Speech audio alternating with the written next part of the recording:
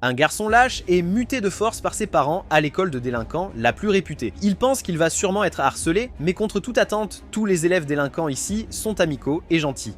Ils rivalisent même d'ardeur pour lui faire visiter toute l'école. En voyant le campus sans incident violent, le garçon ne peut s'empêcher d'espérer une vie future heureuse. Mais contre toute attente, après l'école, ses camarades l'emmènent de force dans une arène de combat. Tous les élèves vus à l'école le jour même s'y battent et s'y défoulent. Ne comprenant pas ce qui se passe, le garçon se fiche sur place. La présidente du conseil des élèves voit un nouvel élève et explique aussitôt, grand sourire, la violence ici n'existe que dans cette arène de combat spécialement conçue. Le harcèlement entre élèves est absolument interdit sur le campus. Ici, tu peux pleinement profiter de la vie scolaire et du frisson du combat. Après ces mots, ignorant le regard choqué du garçon, il le pousse sur l'arène. Son adversaire est le chef musclé de première année, Kang Tae-young. En fixant son adversaire qui fonce sur lui, le garçon est instantanément pris de sueur froide. Ayant été lâche pendant des années, il est déjà traumatisé par ses élèves délinquants. Finalement, à cause du stress psychologique, le garçon vomit carrément sur le visage de Tae-young. Ce geste choque instantanément tous les élèves présents. Immédiatement, des vagues de rires moqueurs emplissent toute l'arène. Le garçon termine sa cérémonie de bienvenue unique dans une humiliation totale. Le lendemain à l'école, tout le monde connaît déjà l'incident du garçon de la veille. Sachant au fond de lui qu'il ne peut vraiment pas se battre, il prend l'initiative de trouver le président du conseil étudiant, Jang Min-ho. Il propose de ne plus aller dans l'arène. Mais dès qu'il a fini de parler, ses camarades affichent des airs horrifiés et veulent le prévenir de quelque chose. Min-ho annonce d'un air sombre qu'à partir d'aujourd'hui, Lee Ji-ho n'est plus sous la protection de la reine. Après avoir dit cela, il le laisse derrière lui et s'en va. Une fois seul en classe, Ji-ho se demande sans cesse ce que Min-ho voulait dire par non protégé par les règles de la reine. Soudain, Tae-young, sur qui il avait vomi la veille, apparaît avec un groupe de suiveurs. Puis il lui plaque violemment la tête et la frappe à plusieurs reprises contre le bureau. Il met en pratique ce que Min-ho voulait dire. Ça signifie que Ji-ho est le seul élève de toute l'école qu'on peut tabasser. Maintenant, il est devenu le serviteur de tous dans cette école. Alors, après avoir enduré une semaine de tourments, ne pouvant plus le supporter, Ji-ho voit son professeur principal pour demander un congé. Il pense que cela mettra fin à tout, mais contre toute attente, Min-ho, qui l'attendait à la sortie, se moque de lui. Tu es vraiment une ordure avec ce comportement. Tu penses qu'en prenant un congé et en sortant, tu échapperas à ces brutes? Un lâche comme toi sera toujours le souffre-douleur de quelqu'un d'autre, car tu n'as aucune volonté de te défendre. Après cette critique, Ji-ho, qui croyait tout fini,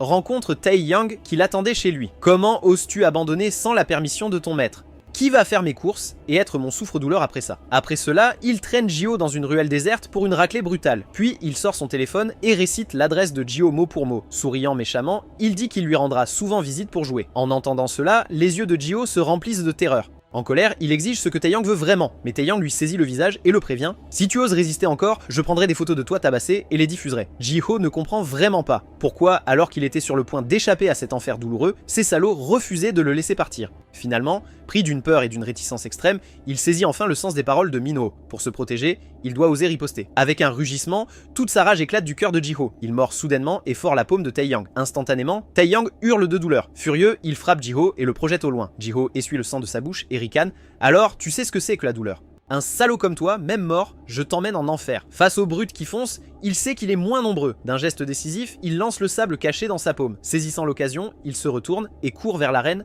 Dès qu'il met les pieds dans l'arène, Ji-ho déclare sur le champ, foudrage, vouloir un duel équitable avec Tae-young, son poursuivant. En entendant cela, Min-ho sourit légèrement et ordonne aussitôt de dégager l'espace. Alors que les deux montent sur scène, la foule s'enflamme. Mais de façon inattendue, la force de Tae-young est terrifiante. Dès le début, Ji-ho est brutalement battu. Mais même couvert de blessures, il fixe toujours Tae-young sans reculer. Voyant que Ji-ho ose le défier du regard, Tae-young, furieux, lève la jambe pour un coup de pied en voyant Ji-ho s'écraser au sol, roulant violemment. Puis il sourit car personne ne peut résister à son coup de pied, mais au moment où il s'apprête à partir, confiant, Ji-ho se relève du sol, refusant de rester à terre. Voyant cela, Tae-young serre le poing avec impatience et avertit « Arrête d'être têtu !» Continue comme ça et je te tuerai vraiment. À ces mots, les yeux de Ji-ho s'enflamment de fureur. Ce niveau de douleur n'est rien comparé à ce que j'ai souffert auparavant. Après avoir dit cela, il se précipite soudainement et saisit fermement Tae-young, utilisant toute sa force pour le projeter violemment au sol. Il lève immédiatement son poing, prêt à fracasser ce visage hideux, mais de manière inattendue, Tae-young le frappe le premier d'un coup puissant. Alors il dit d'un ton moqueur « Ton poing est si lent, quand me frapperas-tu donc ?» En entendant cela, Ji-ho devient furieux. Bien qu'il manque de force, il a le courage de tout risquer. Sans hésitation, il baisse la tête et la cogne violemment contre celle de Tae-young. Subissant l'attaque surprise, Tae-young devient complètement enragé.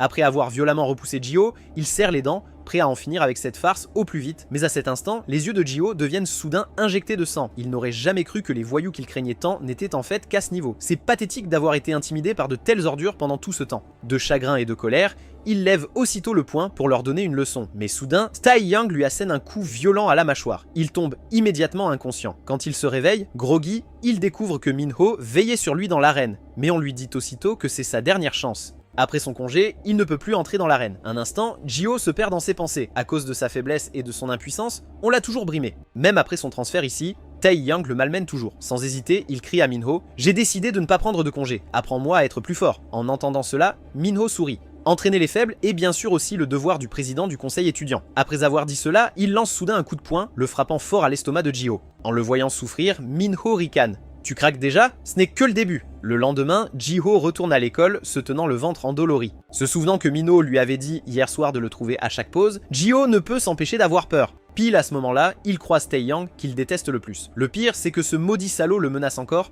Ne prends pas la grosse tête ou la prochaine fois je te tuerai vraiment. À ces mots, un feu ardent s'allume dans la poitrine de Ji-ho. Il se jure qu'il deviendra assez fort pour écraser ses ordures de ses propres mains. Quand la cloche sonne, Ji-ho arrive sur le toit juste avant de commencer son entraînement. Soudainement, Minho le frappe jusqu'à ce qu'il crache du sang. Puis, pendant longtemps, Ji-ho est brutalement battu des centaines de fois chaque jour. Même quand il est battu à mort, il ne pense jamais à abandonner. Suite à la dernière attaque surprise, Taeyang va souvent à l'arène pour piéger Ji-ho, mais il ne le trouve jamais là-bas. À ses yeux, cela revient à refuser de participer à des combats. Aussitôt, une idée machiavélique naît. Puisque Ji-ho ne sera pas sa victime obéissante, il utilisera la règle selon laquelle personne ne peut refuser une invitation au combat pour faire de tous ces spectateurs inutiles qui osent seulement regarder ses jouets. Il fera de l'arène son terrain de jeu exclusif désormais. Sans le savoir, Ji-ho, pour vite retourner à l'arène et affronter Taeyang loyalement après l'entraînement de jour, fait aussi un entraînement physique en plus. Mais à cet instant, une moto fonce soudainement vers lui et raflant instantanément le bras de Ji-ho. Puis plusieurs membres d'un gang de motards lui bloquent le passage. Le chef, un homme en noir, s'approche, une main dans la poche, et dit « Tu as abîmé ma précieuse moto, je te fais une réduction, compense-moi juste 6 millions. » En entendant cela, les yeux de Ji-ho s'écarquillent d'incrédulité.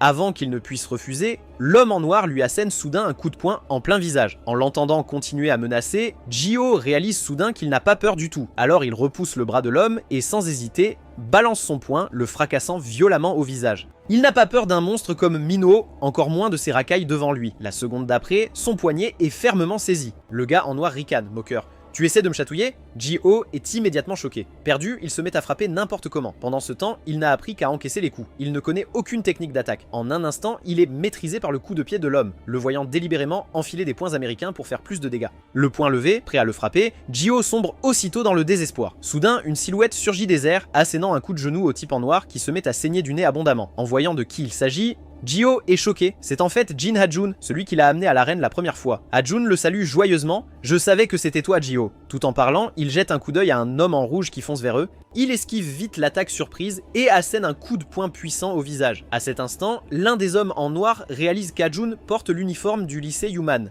Aussitôt, il bat en retraite avec ses hommes, jurant « Quelle malchance aujourd'hui, croiser un gars de Human High ». Après ça, ils démarrent en trombe sur leur moto, laissant des gaz d'échappement en s'éloignant. Ha-jun réconforte Ji-ho, lui disant de ne pas se décourager. Oser riposter face à un groupe, c'est déjà impressionnant. Puis, apprenant que Ji-ho reçoit un entraînement spécial de Minho, il dit, envieux, « Le président Minho ne forme pas n'importe qui, tu dois vraiment saisir cette chance. » À ce moment, Ji-ho se souvient comment ce groupe a soudainement fui en panique. Il ne peut s'empêcher de demander à Ha-jun ce qu'il en était. Ha-jun sourit et dit « C'est normal. » Le lycée Human était jadis réputé dans cette zone comme une école de délinquants où la violence régnait. Jusqu'à ce que le président Minho apparaisse et réforme à lui seul tout l'établissement, créant l'arène et établissant les règles actuelles, transformant la violence aveugle en duels individuels équitables dans l'arène pour régler les rancunes. Si l'arène où le président Minho disparaît, l'école pourrait un jour redevenir l'enfer. Après tout, pas mal de gens espèrent que cela arrive. Mais les deux ignorent qu'à cet instant dans l'arène, Taeyang a déjà commencé son plan destructeur. Son subordonné, Park Seo-jin, prend les devants. Utilisant des excuses absurdes, il choisit spécifiquement les lâches qui n'osent pas se battre. S'il n'accepte pas, il invoque la règle de l'arène, personne ne peut refuser une invitation. Il les force à devenir ses souffres-douleurs. Après que Seo-jin ait fini de se défouler, Taeyang enlève sa chemise, prêt à y aller lui-même. À ce moment-là, un gars avec une raie au milieu sous la scène rit et dit « Qui ose affronter Taeyang ?» Mais dès qu'il a fini de parler, Taeyang le repère d'un regard. Le gars est terrifié. Lui et Taeyang ne se sont jamais parlé. Pourquoi l'invite-t-il? Taeyang ricane. Rien que te voir me met de mauvaise humeur. Vas-tu aussi refuser de te battre comme Ji-ho? Mais à ce moment, Minho surgit agressivement. Face aux questions de Minho, Taeyang explique hypocritement que ce n'est qu'un malentendu. Y a-t-il un problème?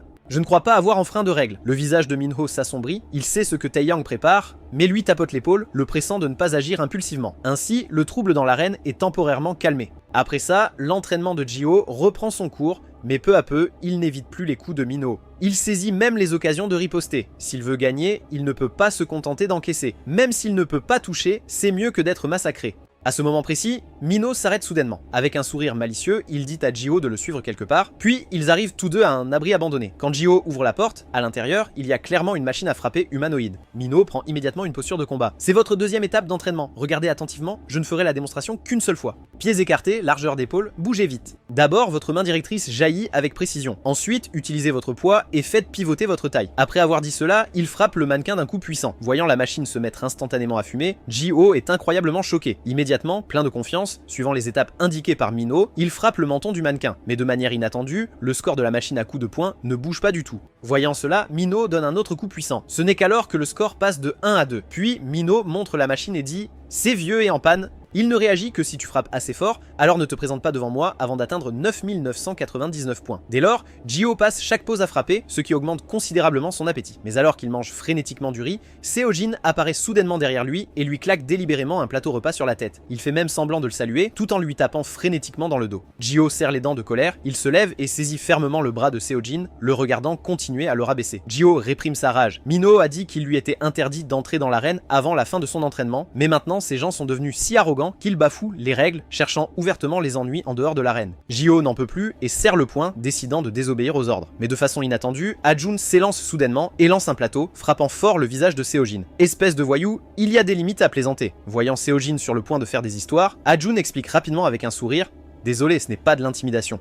C'est juste ma main qui a glissé. » Puis, d'un air sombre, il défie Seo-jin en combat pour ce soir. Ji-ho est très désolé d'avoir causé des ennuis à Ha-jun. Ha-jun, souriant, explique qu'il ne se bat pas pour Ji-ho contre Seo-jin. Il ne supporte pas que ces gars fassent des problèmes dans l'arène. Récemment, Taeyang et son groupe s'en prennent délibérément aux plus faibles pour une violence unilatérale. Si l'autre partie a peur, il les menace en utilisant le refus précédent de Ji-ho de participer à l'arène. La vérité apprise, Ji-ho grince des dents de rage, mais il est aussi perplexe de l'intérêt d'Ha-jun pour l'arène. Après tout, quelqu'un d'aussi fort que lui n'en a pas besoin. En entendant cela, Ha-jun évoque un passé qu'il mentionne rarement. Plus jeune, il était en surpoids et avait un caractère faible. Il a subi de graves brimades pendant longtemps, jusqu'à ce qu'un étranger le sauve de voyous et lui tende un flyer de boxe. Sa vie a enfin changé. Le propriétaire de la salle s'est entraîné avec lui jour après jour, et c'est ainsi qu'il s'est transformé. Grâce à ses points, il n'a plus jamais été intimidé. L'arène est un endroit où chacun peut se battre équitablement, sans intimidation ni oppression. C'est pourquoi il veut tant la protéger. Ce soir-là, Ha-jun et Seo-jun montent sur scène comme convenu. Dès que l'arbitre donne l'ordre, Seo-jun lance le premier coup de poing avec assurance. Après avoir esquivé plusieurs attaques consécutives, il est pris au dépourvu par un coup puissant de Ha-jun. Seo-jun est un peu surpris. Les mouvements de Ha-jun sont plus rapides que prévu. A-t-il de l'expérience en boxe? Mais après avoir été frappé plusieurs fois, il découvre que si les mouvements sont rapides, les coups manquent de puissance. Aussitôt, sa confiance est à son comble. Il prend une position basse, prêt à porter un coup fatal au ventre de Ha-jun. Soudain, le poing de Ha-jun surgit devant ses yeux avec un coup sec, frappant directement sa mâchoire et le faisant cracher du sang. C'était un piège délibéré de Ha-jun, cachant sa force pour exploiter l'excès de confiance de Seo-jun et lui porter un coup fatal. Dans les gradins, Ji-ho est surexcité. Ha-jun est vraiment incroyable, mais les deux personnes derrière lui disent que Seo-jun n'a jamais perdu, donc Ha-jun ne gagnera probablement pas si facilement. En entendant cela, Ji-ho se sent mal à l'aise. À ce moment sur scène, Seo-jun attaque férocement Ha-jun, mais peu importe ses mouvements, il ne peut pas le toucher. Il est même finalement projeté par un coup puissant. En voyant l'expression fière de Ha-jun, Seo-jun sourit soudain. Chancelant, il se relève. Puis il lève soudain sa jambe gauche, passant en pleine posture de combat. Ha-jun y reconnaît immédiatement une technique de coup de pied. Au moment de contrer de la même façon, une douleur intense saisit soudain sa jambe. Voyant cela, Ha-jun recule rapidement, mais à ce moment, Seo-jun devient extrêmement excité. Il frappe à nouveau avec sa technique la plus puissante. En un instant, Ha-jun a l'impression d'avoir été frappé par un tuyau d'acier géant, s'écrasant lourdement au sol. La force de ce gars défie toute logique. Puis, alors que Seo-jun exploite son avantage, le bras défensif de Ha-jun est frappé jusqu'à ce qu'il se fracture. Cela rend difficile pour ses poings d'avoir la moindre puissance. Il devient instantanément le punching ball humain de Seo-jun. Ha-jun ne sait absolument pas comment contre-attaquer. Il ne peut qu'observer, impuissant, la jambe d'acier de Seo-jun le frapper. Puis il perd toute capacité de mouvement. Mais à cet instant, Seo-jun a une intention meurtrière. Adieu, fâcheux donneur de leçons. Voyant Ha-jun sur le point d'être frappé à la tempe, l'arbitre s'interpose aussitôt. Le capitaine de discipline Seo Gyum-hang annonce d'un air sombre que l'adversaire étant incapable de combattre, toute action est considérée comme une faute. Voyant cela, Seo-jun ne peut que quitter la scène à contre-cœur. Avant de partir, il se moque de Ji-ho. Ça faisait longtemps, lâche. La prochaine fois, tu te feras battre par moi. Hae-jun se sent très coupable à cause de ce duel. Son échec a sans doute rendu ses gars encore plus arrogants. Jiho le console de ne pas se blâmer. Personne ne s'attendait à ce que Seo-jun ait un coup de pied si distinctif. Après avoir raccompagné Ha-jun à son immeuble, Jiho trouve vite une excuse pour partir. Il court jusqu'au lieu d'entraînement de boxe. Il doit devenir plus fort le plus vite possible. Il ne peut pas juste regarder ses amis se faire intimider sans rien faire. Alors, même s'il échoue des centaines de milliers de fois, il doit réussir. Peu à peu, Jiho comprend que son poids et sa force sont limités. Peut-être que sa posture devrait être plus large. S'il veut des coups plus puissants, il doit retrouver la sensation de frapper à pleine puissance. Effectivement, quand il frappe le mannequin cette fois, le score change pour la toute première fois. Donc, en suivant cette technique, Jiho frappe du soir au matin jusqu'à ce que ses poings soient ensanglantés et déformés. Le score de la machine de frappe atteint enfin 9999. À ce moment, Seo-jun remarque que Jiho n'est pas venu à l'école aujourd'hui et suggère d'aller le voir. Mais contre toute attente, Tae-yang lui dit de laisser tomber. Maintenant que Seo-jun vient de vaincre Ha-jun, ça prouve que leur force a rendu ces lâches complètement effrayés. S'ils s'en prennent à Jiho maintenant, ça les fera paraître mesquins. Actuellement, ils ont conquis la première année comme prévu. Il est temps de passer à l'étape suivante. Chers aînés, bonjour. Seo-gyu, en 3e année, affronta les archontes. Qu'est-ce que vous manigancez, minable? À ces mots, Tae-yang sourit largement. Nous ne sommes que des riens, bien sûr. Après tout, vous étiez des membres légendaires du temps de mon frère, mais maintenant vous avez été renversés par Minho et ne pouvez que vous cacher dans des ruelles comme de vieux hommes. Moqué publiquement par un junior, Seo-gyu lui saisit le cou avec colère. Voyant cela, Tae-yang explique calmement. Je dis ça parce que je trouve ça dommage. N'étiez-vous pas, vous les aînés, trop concentrés à vous battre seuls à l'époque? Mais c'est différent maintenant, la situation a changé. Désormais, Tae-yang a commencé à rassembler secrètement des forces pour détruire complètement l'arène. Mais Minho, face aux accusations du capitaine de discipline Gyumang concernant les récentes infractions malveillantes de Tae-yang, affiche une expression impuissante. Selon lui, les règles sont les règles, même s'il intervient pour réparer l'arène, rien ne garantit qu'elle retrouve son état. Soudain, son téléphone sonne. C'est un appel de Jiho. Minho va aussitôt à la salle d'entraînement de boxe. Il pensait que Jiho allait lâcher prise et abandonner, mais en voyant le chiffre sur la machine, il ressent un choc tant attendu. Plus vite que je n'aurais cru. Jiho essuie la sueur de son visage, il dit qu'il n'a plus de temps à perdre ici. Minho sourit. Alors passons au prochain entraînement, mais sois prêt. Ce qui nous attend sera encore plus terrifiant qu'avant. Dès qu'il a fini de parler, Jiho se jette contre sa poitrine et s'endort aussitôt profondément. Après une journée de repos, Jiho se rend sur un chantier de construction en suivant les instructions. Alors qu'il examine attentivement les lieux étranges, Minho apparaît soudainement derrière lui. Puis, d'un air grave, il dit « À l'époque, pour être le meilleur, le lycée Yumin a froissé beaucoup d'écoles. L'une d'elles est le lycée Jinsung, qui occupe ce territoire. » En entendant cela, Jiho est choqué. Il ne s'attendait pas à ce que Minho l'amène en territoire ennemi, mais à ce moment, Minho en profite pour claquer une grille de fer et même la verrouiller fermement.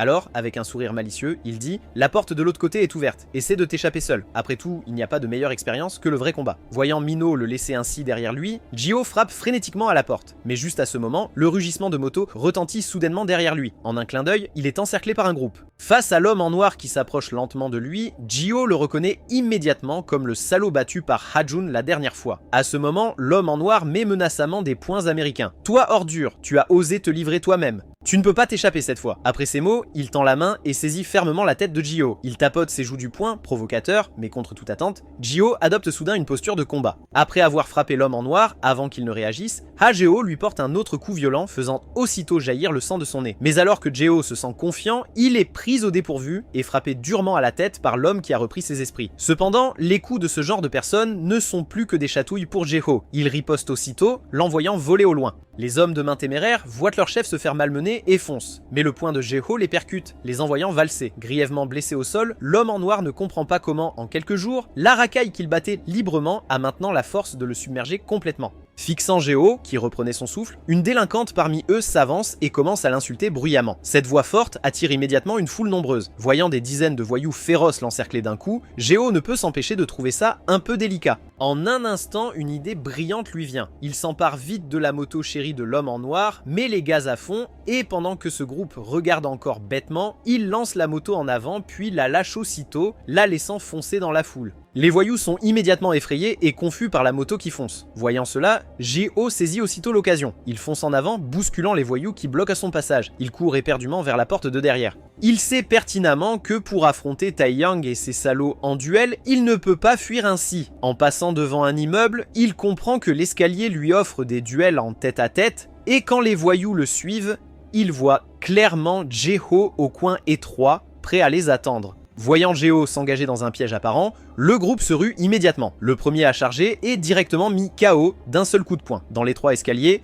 Jiho occupe la position dominante avec un avantage absolu. Les voyous qui montent deviennent non seulement de parfaits sacs de frappe, mais aussi des obstacles pour les autres. qui commencent à le craindre. Je-Ho, en pleine lancée, est prêt à descendre et à en finir. Mais à cet instant, un taureau surgit par derrière, frappant Je-Ho à la tête. Puis un homme aux cheveux violets saute d'en haut, projetant Je-Ho dans les escaliers. En voyant cela, Je-Ho n'avait pas du tout imaginé que quelqu'un se cachait à l'étage. Il lève immédiatement le poing et se précipite pour contre-attaquer, mais cette personne, tel un éclair, lui donne un coup de pied dans la tête. La douleur qui frappe directement son cerveau fait comprendre à Je-Ho que ce type n'est pas un voyou ordinaire. Le gars aux cheveux violets en profite pour ordonner à ses hommes: mettez-le à terre en 10 minutes. En entendant cela, les voyous l'encerclent aussitôt, ils le rouent de coups et le piétinent frénétiquement au sol. Mais pour lui, avec son incroyable tolérance à la douleur, ça ne lui fait rien. Il sait au fond de lui que combattre un groupe pareil n'a aucune chance de victoire. Aussitôt, il se dégage de toutes ses forces et dévale les escaliers. Voyant le type aux cheveux violets s'apprêter à partir, Je-Ho fonce, lui attrape la tête et assène un coup dévastateur, puis en profite pour rouler en contrebas, créant une distance considérable entre eux. L'excitation et le frisson du combat le galvanisent. Puis il sort aussitôt du bâtiment. Alors qu'il s'apprête à atteindre la porte arrière pour s'échapper, une moto surgit par derrière, bloquant aussitôt le chemin de Je-Ho. Et plus inattendu encore, derrière la moto, l'homme en noir que Je-Ho avait assommé plus tôt est traîné. Face à Je-Ho, stupéfait, Hwang Hyuk-jin, en tant que capitaine, se lèche les lèvres. Bien que tu aies mis à terre mes subalternes inutiles, tu es quand même assez mignon. J'aime jouer avec des jolis comme toi. À peine a-t-il fini de parler que les voyous dont Je-Ho s'était échappé le rattrapent, bloquant sa retraite. Le gars aux cheveux violets parmi eux voit Hyuk-jin et le salue nerveusement. Puis, en se tapant la poitrine, il dit qu'il va s'occuper de Je-Ho, qui a empiété sur leur territoire. Mais contre toute attente, les yeux de Hyuk-jin brillaient de menace. Et il avertit: c'est ma proie, espèce de bon à rien, je m'occuperai de toi plus tard. À ces mots, le gars aux cheveux violets est immédiatement trop effrayé pour parler. Pendant ce temps, Je-Ho fixe ce cinglé devant lui, observant sans cesse. Il est plus petit que lui et n'a pas la carrure de Minho. Il y a peut-être une chance de gagner. Après cette évaluation, il fonce immédiatement, mais de façon inattendue, son coup sûr est instantanément esquivé par Hyuk-jin. Puis il est attrapé dans la brèche et soulevé à main connue. Il est projeté et écrasé au sol. Un coup si violent fait immédiatement cracher du sang à Je-Ho. Mais avant qu'il ne puisse se reprendre, Hyuk-jin le relève d'une main. Tout en serrant fermement son corps des deux mains, Hyuk-jin bondit en l'air et pivote à 180 degrés en arrière. Il lui assène un coup qui broie le crâne. La douleur intense à la tête fait instantanément croire à Je-Ho qu'il va mourir. Les subalternes sur le côté voient ça et commencent à sourire. Mais immédiatement, ils sont pris de sueur froide car ils seront tous manipulés comme ça par Hyuk-jin bientôt. Et juste au moment où Hyuk-jin lui attrape le cou et soulève Je-Ho, Je-Ho lui donne soudain un coup de pied au visage. De manière provocante, il dit: toi le petit, pourquoi tu traites les autres de mignons? C'est toi le mignon? En entendant ça, le visage de Hyuk-jin montre de l'incrédulité que quelqu'un ose le traiter de mignon. Les voyous à côté sont choqués et transpirent à grosses gouttes, craignant que Je-Ho ne soit tué car la rumeur veut que Hyuk-jin ait été brimé enfant pour sa petite taille. Alors, si tu ne veux pas mourir, ne le traite jamais de mignon. À ce moment, Je-Ho découvre que Hyuk-jin le lâche soudainement et le dépose. Voyant cela, il serre immédiatement les poings, prêt à contre-attaquer, mais de manière inattendue, le type se raccroche à lui. Tombant au sol, il enserre fermement son cou de ses deux jambes. Je-Ho est instantanément étranglé, incapable de respirer, comme un python l'enserre, puis sa tête est agrippée et martelée sans merci. Face à Je-Ho, à peine conscient, Do-yoon tire la langue, suffisant. Tu me trouves toujours mignon? Mais à cet instant, Je-Ho le soulève, bien qu'étranglé. Sa volonté inébranlable le pousse à dépasser ses limites. Le musclé Do-yoon change de position avec excitation, passant derrière Je-Ho pour exécuter un étranglement arrière.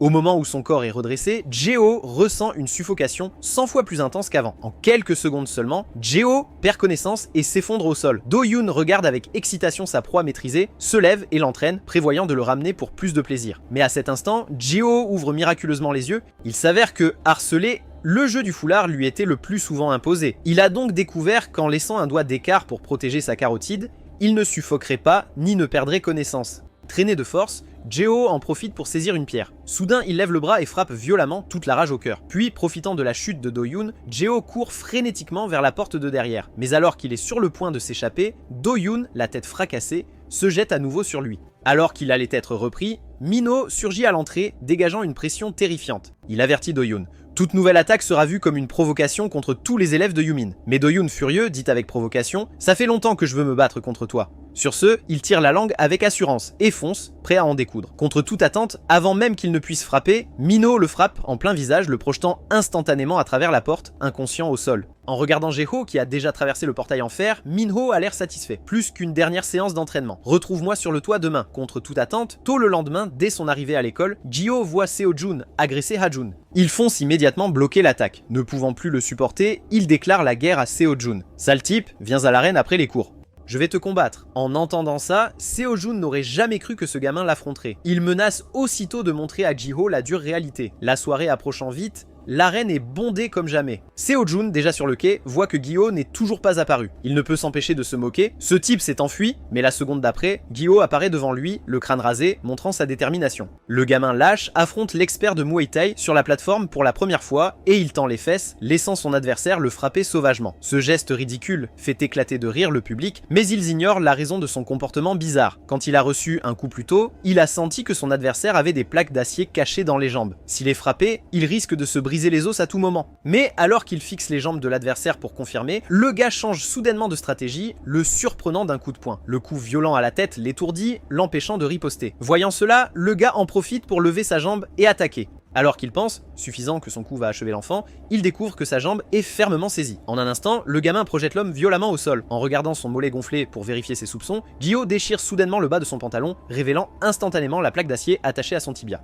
En voyant cette scène, le public est instantanément choqué. Il n'aurait jamais cru qu'il cachait une arme. Ils le maudissent avec colère, le traitant de salaud méprisable. Voyant cela, l'arbitre demande à Mino, le fondateur de l'arène, s'il faut faire une pause. Contre toute attente, Mino sourit et lui dit de s'écarter et de ne pas s'en mêler, puisque c'est presque fini de toute façon. Pendant ce temps, ayant confirmé ses soupçons, Gyo devient instantanément furieux. Il frappe frénétiquement le gars à terre, le battant à moitié à mort. En fixant son air lâche, Gyo comprend cette expression mieux que quiconque. Car lorsqu'il a été brutalement tabassé par ce type et sa bande, il a aussi ressenti la même peur et impuissance. Mais le Gyo lâche du passé a disparu. Désormais, tous ceux qui l'ont intimidé seront écrasés par ses poings. Alors que Seo-jun perd brièvement connaissance, Gyo remporte une victoire écrasante au milieu des acclamations de la foule. Et Seo-jun, reprenant ses esprits sous les acclamations, ne s'attendait pas à être mis KO par un inconnu. Alors qu'il tente de se relever, il voit son patron, Tae-young, sortir de la foule. Il allait appeler son patron, mais son regard froid le sidère. Simultanément, en le voyant se réveiller, la foule lui lance déchets et pierres. Contre toute attente, Gyo se dresse devant lui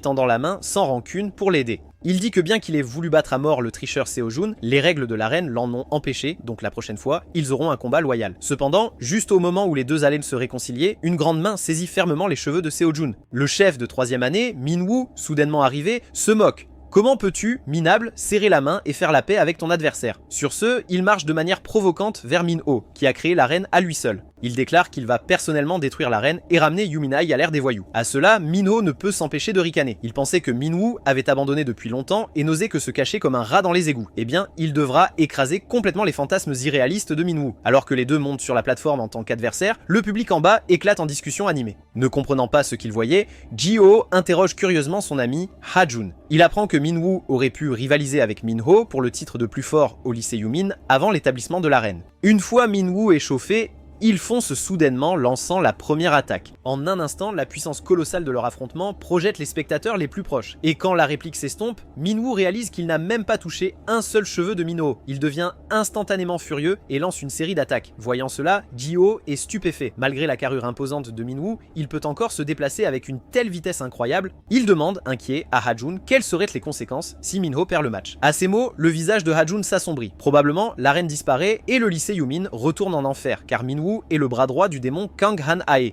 Alors que les mots tombent, Min-woo, de plus en plus frustré, commence à perdre la tête. Alors, après avoir projeté sa paume de toutes ses forces, il égratigne enfin la joue de Min-ho pour la première fois. Sentant la victoire à portée de main, il lance immédiatement une série d'attaques féroces. Après avoir porté chaque coup à Min-ho, il poursuit directement son avantage et assène un puissant coup de poing, projetant instantanément Min-ho au sol. Ce revirement soudain fait battre le cœur de Gyo, même le calme Ha-jun commence à paniquer. La rumeur dit que Min-woo a l'avantage en force, tandis que Min-ho est plus habile. Mais maintenant, il semble que Min-woo écrase Min-ho sous tous les aspects. À ce moment, Min-woo esquisse un sourire maléfique. Il n'aurait jamais cru que ces petites pilules, données par ces types, puissent le transformer entièrement. Jubilant comme un vainqueur, il lève sa jambe massive très haut, essayant d'utiliser ce coup final pour écraser Min-ho. Mais un point s'abat soudain sur son visage. En un instant, il est projeté par Min-ho. Sur le coup, il est coincé contre la rambarde. Min-ho attaque soudainement. Dès que son coup dévastateur frappe, une pression terrifiante émane de tout son corps. Quand Min-woo comprend que c'était un piège pour baisser sa garde, il est trop tard. Alors que Min-ho porte le coup final, Min-woo est projeté de la plateforme, fendant la foule. Il gît immobile sur le sol, tombé dans l'inconscience. Mais au moment où tout le monde voit ça et lève les bras en célébration, Min-ho se retourne, le visage grave. Il interpelle Seo-jun, qui compte s'échapper dans le chaos. D'un air autoritaire, il dit « Puisque tu as triché, tu dois accepter ta punition. Dépêche-toi de t'allonger docilement pour recevoir ta raclée. » Alors que ces mots tombent, Min-ho sort une barre de fer. Voyant cela, Seo-jun est mort de peur. Puni par ce monstre de Min-ho avec une barre de fer, il mourra. Aussitôt, il abandonne sa dignité, s'agenouille, suppliant désespérément. Il jure n'avoir pas triché exprès et ne plus jamais refaire une telle chose, mais Minho a pris sa décision et lui ordonne de nouveau de s'allonger. Voyant cela, Seo-jun pleure et agrippe la cuisse de Minho, expliquant piteusement avoir été harcelé enfant et s'être attaché des plaques d'acier aux jambes pour survivre. Puisqu'il est aussi une victime, qu'on lui pardonne cette erreur. Voyant Minho s'agenouiller, il pense être pardonné, mais cette action ne fait qu'énerver Minho. Petit voyou, je t'ai dit de t'allonger maintenant. En entendant cela, Seo-jun, terrifié, n'a d'autre choix que de s'allonger au sol en sanglotant. Il n'avait jamais vu quelqu'un d'aussi terrifiant. En entendant Minho faire tournoyer la barre d'acier, il est si terrifié qu'il en fait dans son pantalon, laissant une flaque de liquide jaune. Voyant que le gamin s'était mouillé, Minho cesse aussitôt de brandir la barre d'acier, plus intéressé à poursuivre la punition. Il prévient alors « Il n'y aura pas de seconde fois pour une telle clémence ». Puis il frappe violemment le sol du pied, il rugit « Écoutez-moi tous, aujourd'hui, vous devez tous comprendre ce qu'est l'arène. Ceux qui veulent enfreindre les règles ou introduire la violence ici, tant que je suis là, ne seront jamais épargnés, pour que chacun puisse s'amuser sans crainte, car c'est ici que le lâche qui craignait de se battre peut gagner à la loyale avec ses seuls points. C'est précisément pourquoi l'arène du lycée Yumin existe. Ceci conclut mon discours de président du conseil des élèves du lycée Yumin. Le lendemain, Minho s'entraîne sur le toit de l'école. Jihyo en profite pour venir sur le toit exprimer ses remerciements. Si avant son match contre Seo-jun, Minho ne lui avait pas appris lors de l'entraînement spécial que pour les débutants, la clé est d'abandonner la défense, s'approcher de l'adversaire en encaissant les coups, le forcer à s'immobiliser, puis attendre l'opportunité de porter le coup fatal, il n'aurait jamais pu vaincre Seo-jun. Cependant, en entendant cela, Minho dit « Il n'y a pas besoin de le remercier, il ne faisait que son devoir ». En voyant Minho, soudain froid, l'enfant ne sait pas quoi répondre un instant. Il demande, curieux, « Pourquoi tant d'efforts pour moi ? Et j'ai appris que je suis le premier à recevoir ton entraînement spécial ». En l'entendant, Minho arrête l'entraînement et répond « Parce que je veux prouver quelque chose à quelqu'un. Grâce à tes progrès plus rapides que prévu, j'aurai beaucoup à lui dire. » Et aussi, merci d'avoir persisté. En entendant ces mots, bien que Jihyo ne comprenne pas tout à fait, il s'incline pour le remercier de la transformation qu'il a apportée, même s'il veut demander ce que ces mots signifient vraiment. Dans cette atmosphère inhabituelle, il ne peut se résoudre à en demander plus. Alors que le temps passe vite, le toit usé de l'arène peut à peine contenir le bruit et l'excitation à l'intérieur. Après le discours de Minho, l'arène est devenue plus populaire que jamais. Chaque jour, des combats intenses s'y déroulent. Et Jihyo a changé à travers d'innombrables luttes. Maintenant, ses points ne sont pas que puissance. Son corps suit aussi le rythme du combat. Il maîtrise parfaitement l'art de finir un combat dès qu'une occasion se présente. En même temps, il est complètement fasciné par l'arène. Mais il ignore que Taeyang, qui veut détruire l'arène, arrive dans un parloir de prison. Il y rencontre son grand frère, l'ancien chef de Yumin High. En voyant arriver son jeune frère, Kangan Ae esquisse aussitôt un sourire narquois. « La dernière fois, tu m'as dit que tu avais trouvé un moyen de détruire l'arène. Où en es-tu » En entendant cela, Taeyang ne peut que répondre « À cause d'un gamin lâche, tout a été gâché. » Et Minwoo n'a étonnamment pas fait le poids face à Minho non plus. Dès qu'il a fini de parler, un grand éclat de rire éclate dans la salle de visite. On dirait que Minho est devenu plutôt fort. Mais même si le maître est absent, comment un chien peut-il se croire le maître? Voyant cela, Taeyang transpire immédiatement à grosses gouttes et répond « Ne t'inquiète pas, quoi qu'il arrive, je ferai de mon mieux pour détruire l'arène. » J'ai trouvé un autre plan. Taeyang, seule la personne qui a attaché le chien peut le contrôler. Ne sois pas arrogant. Papa dit qu'il va user de son influence pour réduire mon chef d'accusation de meurtre. Je devrais pouvoir sortir dans quelques mois. Alors, pendant ce temps, tu dois juste rester tranquille. De toute façon, une fois sorti, tout sera réglé. En entendant cela, Taeyang ne peut que s'exécuter. Pendant ce temps, de l'autre côté, Jihyo, complètement ignorant de tout cela, se retrouve à la même soirée mixte que la sœur de Minho, et son comportement à boire cul sec lors de son premier rendez-vous attire l'attention de la sœur de Minho. Après quelques échanges, ils développent des sentiments mutuels. Alors, encouragé par tous, le groupe décide aussitôt d'aller au karaoké pour se défouler. Mais au moment où les trois gars s'apprêtent à entrer, celui aux sourcils épais attrape l'épaule de Hajun. Il dit aux filles d'entrer d'abord, pendant qu'eux vont qu'aux toilettes. Hajun est sur le point de refuser quand soudain le type aux sourcils épais grogne « Pourquoi m'as-tu sans cesse saboté pendant le rendez-vous » Les deux commencent alors immédiatement à se disputer dans la rue. Regardant les deux se disputer et gêner, Jihyo part le premier, seul, vers le karaoké. En chemin, il ne peut s'empêcher de repenser à la mignonne apparence de la sœur de Minho.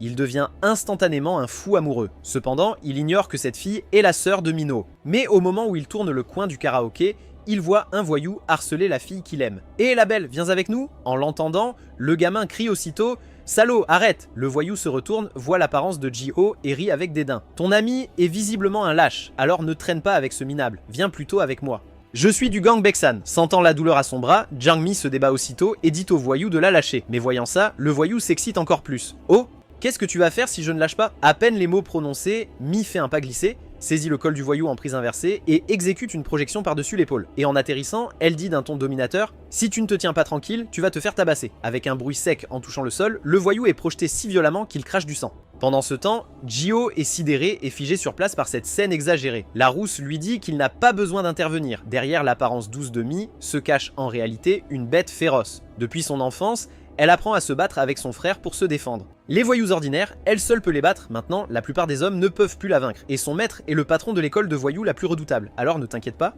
En entendant ça, l'enfant est sous le choc. Voyant Mi qui a fini le combat, il se demande si son maître de combat serait le frère de Mi. Mais de façon inattendue, l'instant d'après, 2 autres voyous surgissent derrière Mi, et l'un d'eux tente sinistrement de l'attaquer. Voyant cela, l'enfant fonce et lui assène un coup de poing au visage, le projetant au loin. Puis, saisissant le col du voyou, il lance avec colère « Une attaque sournoise, passe encore, mais t'en prendras une fille, tu es vraiment sans vergogne. » Après cela, il demande à Mi, pressé et inquiet, si elle est blessée. À ce moment, le gars aux sourcils et Ha-jun reviennent enfin des toilettes. Voyant cela, l'ami de Mi pointe derrière eux et crie « On a failli être agressé par des voyous », mais quand tout le monde regarde, le groupe a déjà fui. Ensuite, Ji-ho raccompagne Mi. Félicité pour son combat, Ji-ho explique timidement que c'est grâce à Mino. Dès qu'il a fini, Mi s'écrie choqué « C'est donc toi la personne dont mon frère parlait ». En entendant cela, Ji-ho est sidéré, il n'aurait jamais cru que Mi soit la sœur de Mino. Et ne sait-elle pas tout sur son passé pathétique? Mais à ce moment, on lui tend soudain un téléphone. Mi dit doucement « Dès que mon frère t'a mentionné, je t'ai trouvé intéressante. Restons en contact. » En prenant le téléphone, le visage de Ji-ho rougit instantanément. Il ne s'attendait pas à ce qu'elle lui demande son numéro en premier. Le lendemain à l'école, Ji-ho agit comme un fou amoureux, serrant son téléphone. Dès qu'il a du temps, il discute avec enthousiasme avec Mi. Mais soudain, une agitation attire son attention. Seo-hyun, vaincu par lui, est à genoux, suppliant son patron, Tae-yang, de lui pardonner. Mais Tae-yang crache sur Seo-hyun, lui disant avec mépris de dégager. « Si c'était moi, j'aurais abandonné de honte. » Ji-ho, témoin de la scène, est confus. Complètement déconcerté, il demande à son compagnon pourquoi un voyou talentueux comme Seo-hyun continuerait à lécher les bottes d'un salaud comme Tae-yang. En entendant cela, Ha-jun explique. Ici, la société Kanggoon, célèbre, est une organisation criminelle bien rodée. Elle est énorme et implique même policiers ou politiques. Tae-yang est le second fils du patron de Kanggoon, un scélérat né dans l'élite de la pègre. Après avoir entendu cela, Ji-ho semble stupéfait. Pas étonnant que Tae-yang fasse des siennes à l'école. À la tombée du soir, Mi finit son petit boulot et se prépare à rentrer, mais soudain une femme arrive en courant, criant à l'aide. Elle se jette dans les bras de Mi, disant qu'un groupe d'hommes étranges la poursuivait et tentait de la tripoter. En entendant cela, Mi propose d'appeler la police, mais la femme la pousse étrangement au fond d'une ruelle, expliquant qu'elles doivent se cacher. Contre toute attente, la seconde d'après, des voyous surgissent, bloquant l'entrée de la ruelle. Voyant cela, Mi leur hurle de dégager et d'arrêter de harceler des femmes innocentes. Cependant, elle ne s'attendait pas à ce que, à cet instant, la femme derrière elle sorte discrètement un bâton paralysant. Elle en profite pour le lui planter violemment dans le bas du dos. Puis, avec un air triomphant, elle dit « J'ai juste utilisé une ruse, et tu t'es fait avoir ». Apprenant que la femme et les voyous travaillent ensemble, Mi, en colère, serre les poings. Mais après le choc, bouger son corps est très difficile, sans parler de résister. Voyant cela, le groupe de voyous sourit d'un air obscène. Parmi eux, Han Jae-hoo, l'officier du gang Baeksan, avec un tatouage de scorpion sur le visage, grince des dents. « Et la fille ? Tu veux venir avec nous ?» Alors que ces mots tombent, un visage familier apparaît et reprend la conversation. « Je t'ai dit que j'étais du gang Baeksan, mais tu as dû t'en prendre à moi. Maintenant, regarde comment notre chef va te gérer. » En entendant cela, Mi réalise soudain que c'est le type qui l'avait harcelé auparavant qui cause des problèmes. Mais à ce moment, Jae-hoo saisit soudainement un bâton en bois. Il lève violemment le bâton, s'apprêtant à frapper Mi à la tête. Face à la gravité de la situation, Mi déploie une volonté incroyable pour se redresser. Au moment où il frappe, elle parvient à esquiver en se décalant difficilement. La femme, tout près, est choquée. « Tu es plus coriace que je ne le croyais, mais on n'en a pas encore fini avec toi. » Sur ce, elle réactive le bâton paralysant, électrocutant Mi jusqu'à l'évanouissement, puis la tapote pour s'assurer qu'elle est totalement inconsciente. Puis elle se lève et supplie Jae-hoo de lui donner Mi pour une bonne leçon. Mais les yeux de Jae-hoo lancent un regard vicieux. « Crois-tu que je te cherche des jouets? Cette femme a une grande valeur. » Ne songez même pas à la toucher. Là-dessus, il se retourne et ordonne à son laquais d'enfermer Mi dans un sac et de l'emmener à la base secrète. Mais au moment où il s'apprête à agir, une silhouette arrive soudainement en courant à toute vitesse. Il lance un coup de poing qui envoie un voyou voler dans les airs sous le regard stupéfait de tous. Ji-ho tourne la tête avec une expression féroce, fusillant du regard ses salauds. La raison de sa présence est que, il y a une demi-heure, Mi a dit à Ji-ho qu'elle voulait chanter. En l'apprenant, Ji-ho voulut se porter volontaire pour l'accompagner. Mais la seconde d'après, Mi envoya un étrange message. Comprenant que quelque chose n'allait pas, il se précipita aussitôt, paniqué, mais il était déjà un pas trop tard. À ce moment, le voyou vêtu de rouge dans la foule crie soudain « Patron, ce salaud est aussi celui qui nous a brutalisés au karaoké, et ce type est un sacré élève du lycée Yumin. » En entendant cela, Jae-hoo sourit méchamment. À l'origine, Il voulait s'occuper un par un de ceux qui les avaient cherchés la dernière fois. On dirait que les gens de Yuminai sont plutôt impatients. À peine ces mots prononcés, le gros Larbing prend les devants, voulant saisir cette occasion de se faire valoir devant le chef. Mais Dio esquive facilement l'attaque d'un mouvement rapide, puis il enchaîne avec un coup de poing qui fait cracher du sang au gros. Attaqué des deux côtés, Gio projette quelqu'un en l'air et bloque d'un avant-bras le coup de pied d'un autre. Ensuite, sans se retenir, il frappe du poing vers le haut, fracassant brutalement la mâchoire de cette personne. Gio ne s'attendait pas à ce que ces types soient encore plus faibles que ceux du lycée Yumin. Donc même si quelques autres arrivent, il peut toujours gagner. Mais au moment où il repousse l'homme en rouge, un bâton en bois s'abat soudainement sur lui. S'il n'avait pas esquivé à temps, son visage aurait été déchiré par les pointes acérées. Cela fait réaliser à Gio que l'homme en face de lui est une personne dangereuse qui utilisera tous les moyens. Alors, par prudence, il ne choisit pas d'attaquer imprudemment. Mais sous les attaques féroces et incessantes de l'adversaire, il attend patiemment une occasion de contre-attaquer. Dès qu'une brèche s'ouvre dans la défense de l'homme, il bondit férocement avec un coup de pied volant faisant tomber le bâton de bois avec lequel il se défend. Puis il agite frénétiquement ses poings, forçant l'homme dans l'allée. Mais juste au moment où l'attention de Gio est entièrement concentrée sur ses attaques de poing, Jai-Hu tend soudainement le pied. En un instant, Gio est trébuché. Incontrôlablement, il tombe la tête la première dans les bras d'une femme. Cette position gênante dure un bon 2 secondes et demie. Ce n'est qu'alors qu'il réagit et explique qu'il ne l'a absolument pas fait exprès. Devant son air de petit garçon timide, la femme le trouve en fait très mignon. Elle brandit avec excitation le bâton paralysant, voulant le corriger comme il faut. Cependant, alors que le bâton paralysant allait frapper Gio, Mi apparaît soudainement et repousse l'arme de la femme d'un coup de pied. Voyant cela, la femme demande incrédule « Tu n'étais pas inconsciente ? Comment peux-tu te lever ?» En entendant cela, Mi brandit fièrement un bâton en bois. Bien sûr, c'est grâce à cette bonne chose dans ma main. Il s'avère qu'auparavant, lorsque Jai-Hu l'avait attaqué avec le bâton, elle avait aperçu un petit morceau qui s'était cassé accidentellement. Ainsi, juste avant que la femme ne la choque à nouveau, elle avait secrètement caché le bâton sous ses vêtements, utilisant l'isolant pour bloquer le puissant courant.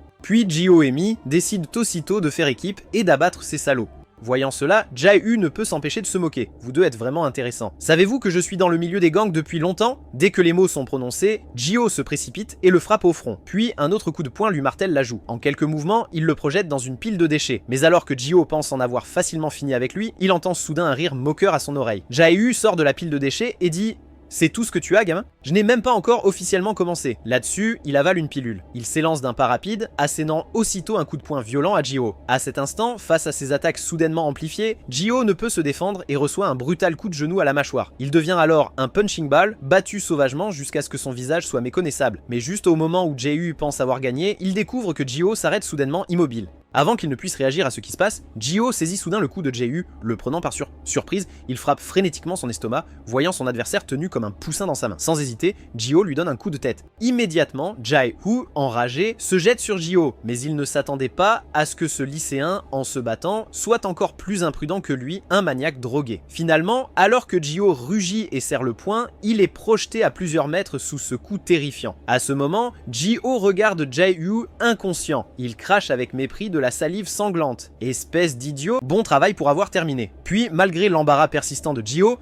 elle attrape férocement le col de la femme. Avec une expression féroce, elle lui demande pourquoi elle l'a trompé. À ce moment, la femme est si effrayée qu'elle agite frénétiquement les mains, expliquant qu'elle n'a accepté de faire cela que parce qu'elle avait été payée par Baek Sang-gang. En entendant Baek Sang-gang, Gio comprend soudainement. Ils avaient donc déjà une rancune envers ces gens du karaoké. Alors, pour comprendre ce qu'est exactement Baek Sang-gang, Gio avertit immédiatement la femme que si elle ne dit pas la vérité, elle ne partira pas d'ici vivante. La femme est immédiatement effrayée. Elle avoue tout ce qu'elle sait. Il s'avère que Baek Sang-gang est une alliance de lycéens qui a soudainement émergé dans cette zone il y a 6 mois. Bien qu'il y ait plusieurs gangs dans cette région, toute personne ayant une certaine réputation est impatiente de rejoindre Baek Sang-gang, ce qui l'a fait grandir extrêmement vite. Alors, Jai-Hu l'a soudoyé pour attirer Mi, piéger des élèves de Yumin High et intégrer les 5 dragons, car Baek Sang-gang a déjà avalé la plupart des écoles de cette zone, ne laissant que le quartier nord où se trouve Yumin High. Là-dessus, la femme se relève en trébuchant, disant qu'elle a tout dit et qu'elle part, mais après quelques pas, sa veste est soudainement saisie. Mi demande avec des yeux féroces. « Où crois-tu aller ? Je n'ai pas dit que c'était fini. » S'ensuit une raclée impitoyable. Après s'être défoulés, ils rentrent ensemble. Pour les événements de ce soir, Gio est très désolé. La cible de Baek Sang-gang est Yumin High, mais l'innocente Mi s'est retrouvée mêlée à ça.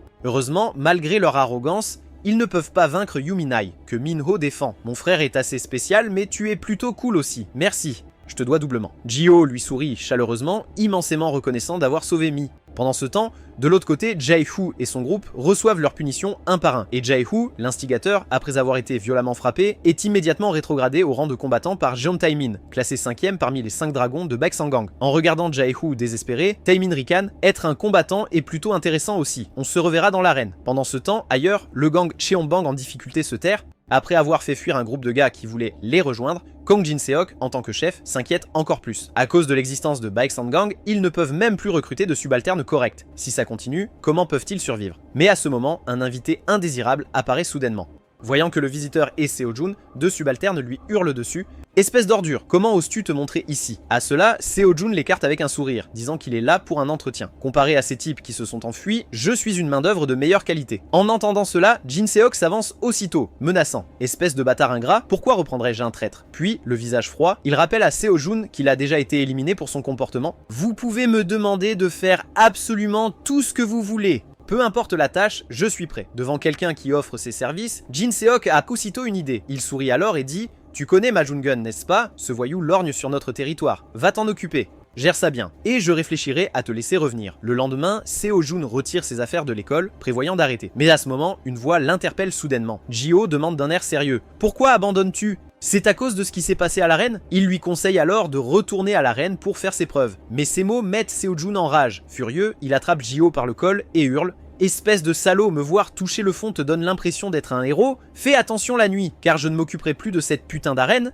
Je te retrouverai directement dans la rue. » Là-dessus, il s'en va en trombe sans même prendre ses affaires, complètement inconscient qu'une enveloppe est tombée de sa poche. Quand Jio remarque la lettre par terre, Seo-jun a déjà disparu. Ce soir-là, Seo-jun arrive seul à une station-service abandonnée, portant une barre métallique. Face à des voyous, Seo-jun leur donne deux choix, rejoindre Cheonbang ou déguerpir. Mais à peine a-t-il fini qu'il est la cible de moqueries. « J'ai entendu dire que tu t'étais accroché à Kang Tae-yang, mais maintenant tu as été viré et tu es revenu en rampant à Cheonbang. » Sur ce, deux voyous brandissent leur gourdin en bois, prêts à donner une leçon à cet exclu. Heureusement, Seo-jun réagit vite et bloque l'attaque. Mais à cet instant, un autre saisit l'occasion de foncer. Il frappe fort le flanc de Seo-jun. Étonnamment, même cette attaque sournoise est fermement parée. Voyant ces minables, Seo-jun leur donne un coup de pied qui les fait s'envoler. Ensuite, il arrache sa veste et leur dit de ne pas traîner. Venez tous en même temps, tandis que Seo-jun affronte seul Ma Jun-gun et toute sa bande. Kong Jin-seok, tirant profit, prend une photo de deux. Il allume un briquet et la brûle sans hésitation, car dès le début, Jin-seok n'a jamais voulu garder Seo-jun. Mais le voyant désespérément vouloir revenir, Jin-seok en profite pour l'utiliser contre d'autres gangs. Après tout, si Seo-jun perd, il ne perd rien. Un type comme ça, on peut juste l'utiliser et le jeter.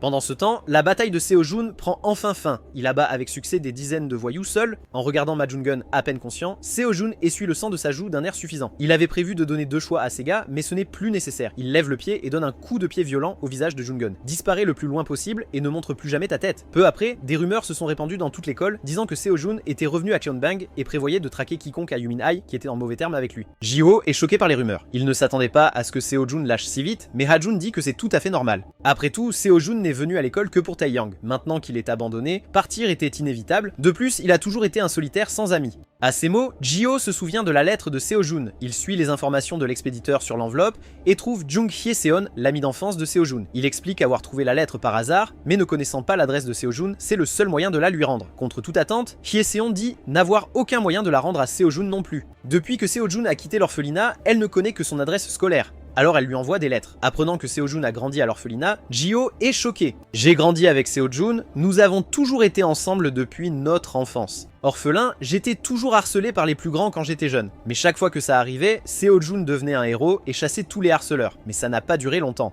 Quand les gens à l'école ont su que Seo-jun était orphelin, ils l'ont harcelé sans relâche. Pour se protéger, Seo-hon a commencé à fréquenter le gang Cheonbong. Quand il est réapparu après longtemps, il semblait une personne différente, se présentant avec assurance et de nombreux cadeaux pour nous visiter à l'orphelinat. Au début, j'avais peur de son changement, mais en voyant qu'il traitait toujours les enfants de la même façon, je crois que Seo-hun n'a jamais vraiment changé au fond de lui. Alors, Hye-seon semble inquiète. Seo-hun leur apportait des cadeaux et les visitait chaque mois, mais elle n'avait jamais pensé que sa récente absence était due à son abandon. Deux larmes coulent sur ses joues. Serrant l'enveloppe fermement, Hye-seon éclate en sanglots. Elle est terrifiée qu'un jour, le Seo-hun de ses souvenirs disparaisse et devienne quelqu'un de terrifiant. En la voyant, Jio ressent une pointe de tristesse. Cette nuit-là, sur le toit de l'immeuble de Cheonbong, Jin-seok tient une clé à molette à la main, punissant brutalement un subordonné qui n'avait pas accompli sa tâche. Puis, il tapote l'épaule de Seo-jun et le félicite. « Tu as toujours la main, tu as abattu Ma Ho-jun tout seul. » Ensuite, il dit avec un sourire « Ceci efface ta dette pour nous avoir trahis. Mais si tu veux officiellement réintégrer Cheonbong, tu devras passer des tests encore plus stricts. » Voyant Jin-seok revenir sur sa parole, Seo-jun est instantanément furieux. Mais réintégrer Cheonbong est sa dernière option. Alors il serre les dents et demande ce que Jin-seok veut d'autre.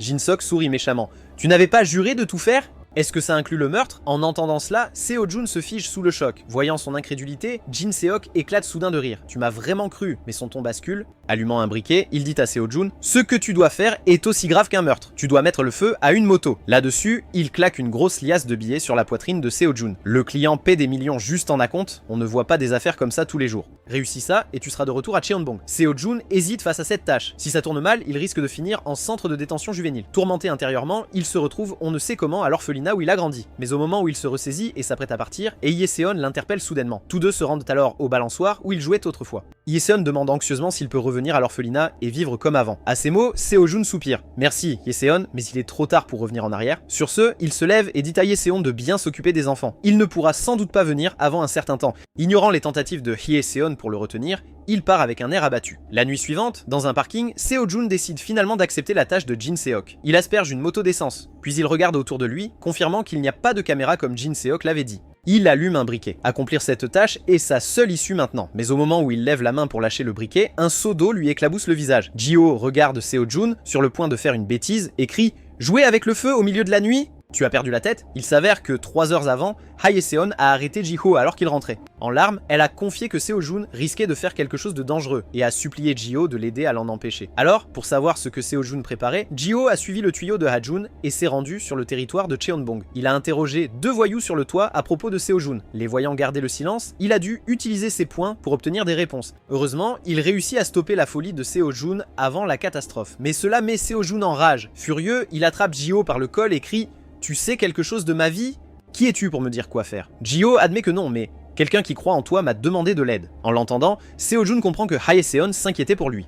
Ji-ho insiste de nouveau. Elle a toujours cru que tu étais une bonne personne, alors ne gâche pas ta vie. Seo-jun n'avait jamais imaginé que Hye-seon irait si loin pour lui. Mais au moment où il dépose le briquet et s'apprête à partir, Jin Seok apparaît soudain avec un groupe de personnes. Il s'avère qu'il surveillait Seo-jun depuis le début et qu'il enregistrait même secrètement une vidéo. Les images montrent Seo-jun en train d'arroser la moto d'essence. Au moment où le briquet va tomber sur l'essence, une silhouette surgit et l'écarte d'un coup de pied. Et cette personne n'est autre que Ha-jun. Le type aux sourcils est derrière lui. Leur arrivée à temps est due à la prévoyance de Ji-ho. S'il n'avait pas, en route pour empêcher Seo-jun de commettre un incendie, appelé Ha-jun et le gars aux sourcils en renfort, la vie de Seo-jun aurait été complètement ruinée. À présent, le gars aux sourcils fusille du regard le chef de gang qui lui a fait annuler son rendez-vous. Il serre aussitôt les poings et fonce pour donner une leçon à ses salauds. Mais quand il assène un coup puissant sur le bras de son adversaire, le gars aux sourcils sent que son poing va se briser. Il se trouve que le type a des brassards métalliques. D'un seul coup, le gars aux sourcils tombe au sol. Voyant cela, Ha-jun s'élance aussitôt pour aider, mais il est soudainement bloqué par quelqu'un. Sans un mot, l'homme lui lance un barrage d'attaque. Ha-jun tente de saisir une opportunité de contre-attaquer,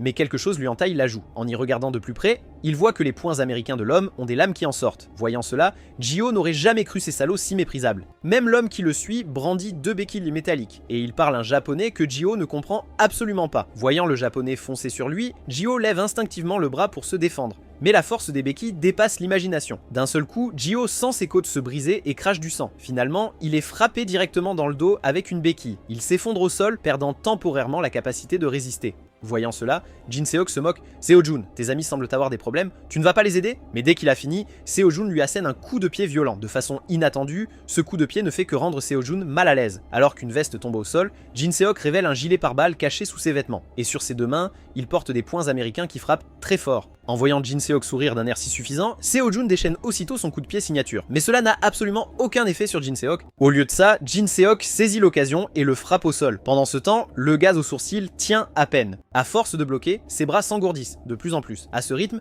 il perdra complètement sa capacité de combattre. Mais alors, le type aux sourcils remarque soudain quelque chose. Comme l'adversaire a des armes au bras, la plupart de ses attaques sont angulaires plutôt que de front. S'il se mettait dos au mur et annulait la portée d'attaque, cela le rendrait-il impuissant? Pour tester cette théorie, le type aux sourcils grimpe aussitôt sur la rambarde. Effectivement, en voyant cela, le gars est aussitôt désemparé. De l'autre côté, Ha-jun a été ensanglanté par le gars à la coupe au bol. Face à des lames aiguisées, se battre à main nue est presque impossible. Mais cette fois, il voit les attaques arriver, et pour la première fois, il les esquive de justesse en se penchant en arrière. Ce mouvement lui fait réaliser que l'arme du gaz à la coupe au bol ne fait qu'étendre sa portée de frappe. Tant qu'il évite précisément cette portée, il a une chance de contrer. En utilisant cette technique, Ha-jun porte un coup dévastateur à la mâchoire du gars à la coupe au bol. Mais pendant que ses adversaires utilisent aussi des armes, Ji-ho se fait démolir. Sous les attaques à la béquille du japonais, il ne trouve trouve aucune chance de riposter. Il est acculé dans un étroit espace entre les voitures. Jihyo sait que tant que le japonais a son arme, il ne peut pas gagner. La seule solution est de se débarrasser de ses béquilles. Puis il remarque accidentellement ses lacets défaits. Avant que le japonais n'arrive, Jihyo noue ses 2 chaussures par les lacets. Quand le japonais le charge, agitant violemment les béquilles, Jihyo utilise les lacets pour lier instantanément ses mains aux béquilles. Sans ces moyens d'attaque, le japonais ne peut qu'endurer les coups incessants de Jihyo. Pendant ce temps, Seo-hyun n'est pas du tout de taille face à Jin Seok, car ses coups de pied les plus mortels et les plaques d'acier sur ses jambes lui ont tous été enseignés par Jin Seok. Quand Seo-hyun n'avait nulle part où aller, c'est Jin Seok qui l'a recueilli et lui a personnellement enseigné les techniques de combat. Voyant que Seo-hyun était un talent rare à développer, il lui offrit spécialement des lestes de jambes en fer, et en tant qu'homme d'expérience, il dit à Seo-hyun: dans ce monde, ce ne sont pas les forts qui gagnent, mais les gagnants qui sont forts. Ainsi, Seo-hyun fut endoctriné par l'idéologie de Jin Seok et ferait tout ce qu'il demandait, mais c'est alors que cet incident se produisit. Enfin, Seo-hyun réalisa que Cheonbong n'était pas son salut, mais une corde se resserrant autour de son cou. Pourtant, même maintenant, Jin Seok tente de le traiter d'ingrat. Il lève même le poing pour l'achever. Heureusement, au moment critique, Jihyo s'élance et bloque le coup mortel avec une béquille. Jin Seok y reconnaît l'arme de son subordonné, réalisant que quelque chose cloche, il regarde soudain derrière lui. Ses 3 meilleurs hommes de main ont tous été vaincus par 3 adolescents. Mais alors Jin Seok rit soudain. Je ne sais pas pourquoi vous iriez si loin pour Seo-hyun, mais vous devriez quand même faire attention.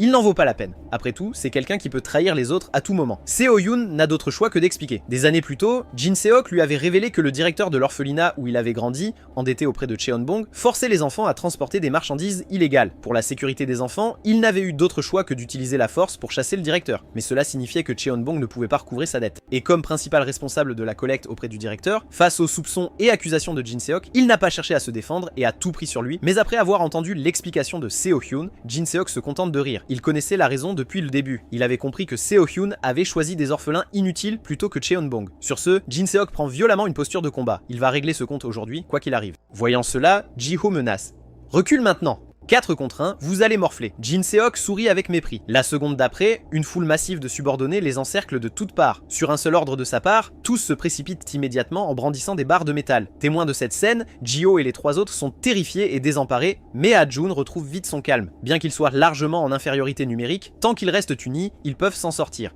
Voyant Jihyo et les autres se préparer à se battre jusqu'au bout, Seo-hyun semble confus, ne comprenant pas pourquoi ils iraient si loin, mais pendant qu'il est distrait, un point surgit soudainement. D'un seul coup, Jin Seok l'envoie voler au sol. Alors que Jihyo et les autres sont pris dans le chaos, Seo-hyun se bat aussi avec Jin Seok. Mais à cause du gilet pare-balles et des poings américains de Jin Seok, les attaques de Seo-hyun sont non seulement inefficaces, mais lui causent en fait plus de dégâts. Voyant Jin Seok serrer le poing pour reprendre de la force, Seo-hyun compte bloquer d'un coup de pied et trouver une faille, mais à sa surprise, le protège tibia se brise net. Sans son seul avantage, Seo-hyun se dégonfle comme un ballon percé. Il laisse Jin Seok le projeter à plusieurs mètres. Regardant Seo-hyun à terre, Jin Seok se moque cruellement. Alors tu vois, sans tout ce que je t'ai donné, tu n'es qu'un déchet inutile qui ne peut rien faire. Seo-hyun est allongé sur le sol, vaincu, son esprit combatif s'éteignant. Mais alors, il lève soudain les yeux et voit Jihyo et les autres, même face à l'assaut d'une foule, se battre toujours avec une détermination inébranlable. Comment peut-il lâcher si tôt? Il jette donc les lestes de cheville de Jin Seok. Il se battra jusqu'au bout avec sa vraie force, à la loyale, mais pour Jin Seok, c'est du pur suicide. Il fonce aussitôt pour en finir avec Seo-hyun, mais à sa surprise, Seo-hyun esquive facilement. Seo-hyun lui-même est surpris. Ses mouvements sont en fait bien plus rapides qu'avant. Non seulement il esquive tous les coups de Jin Seok,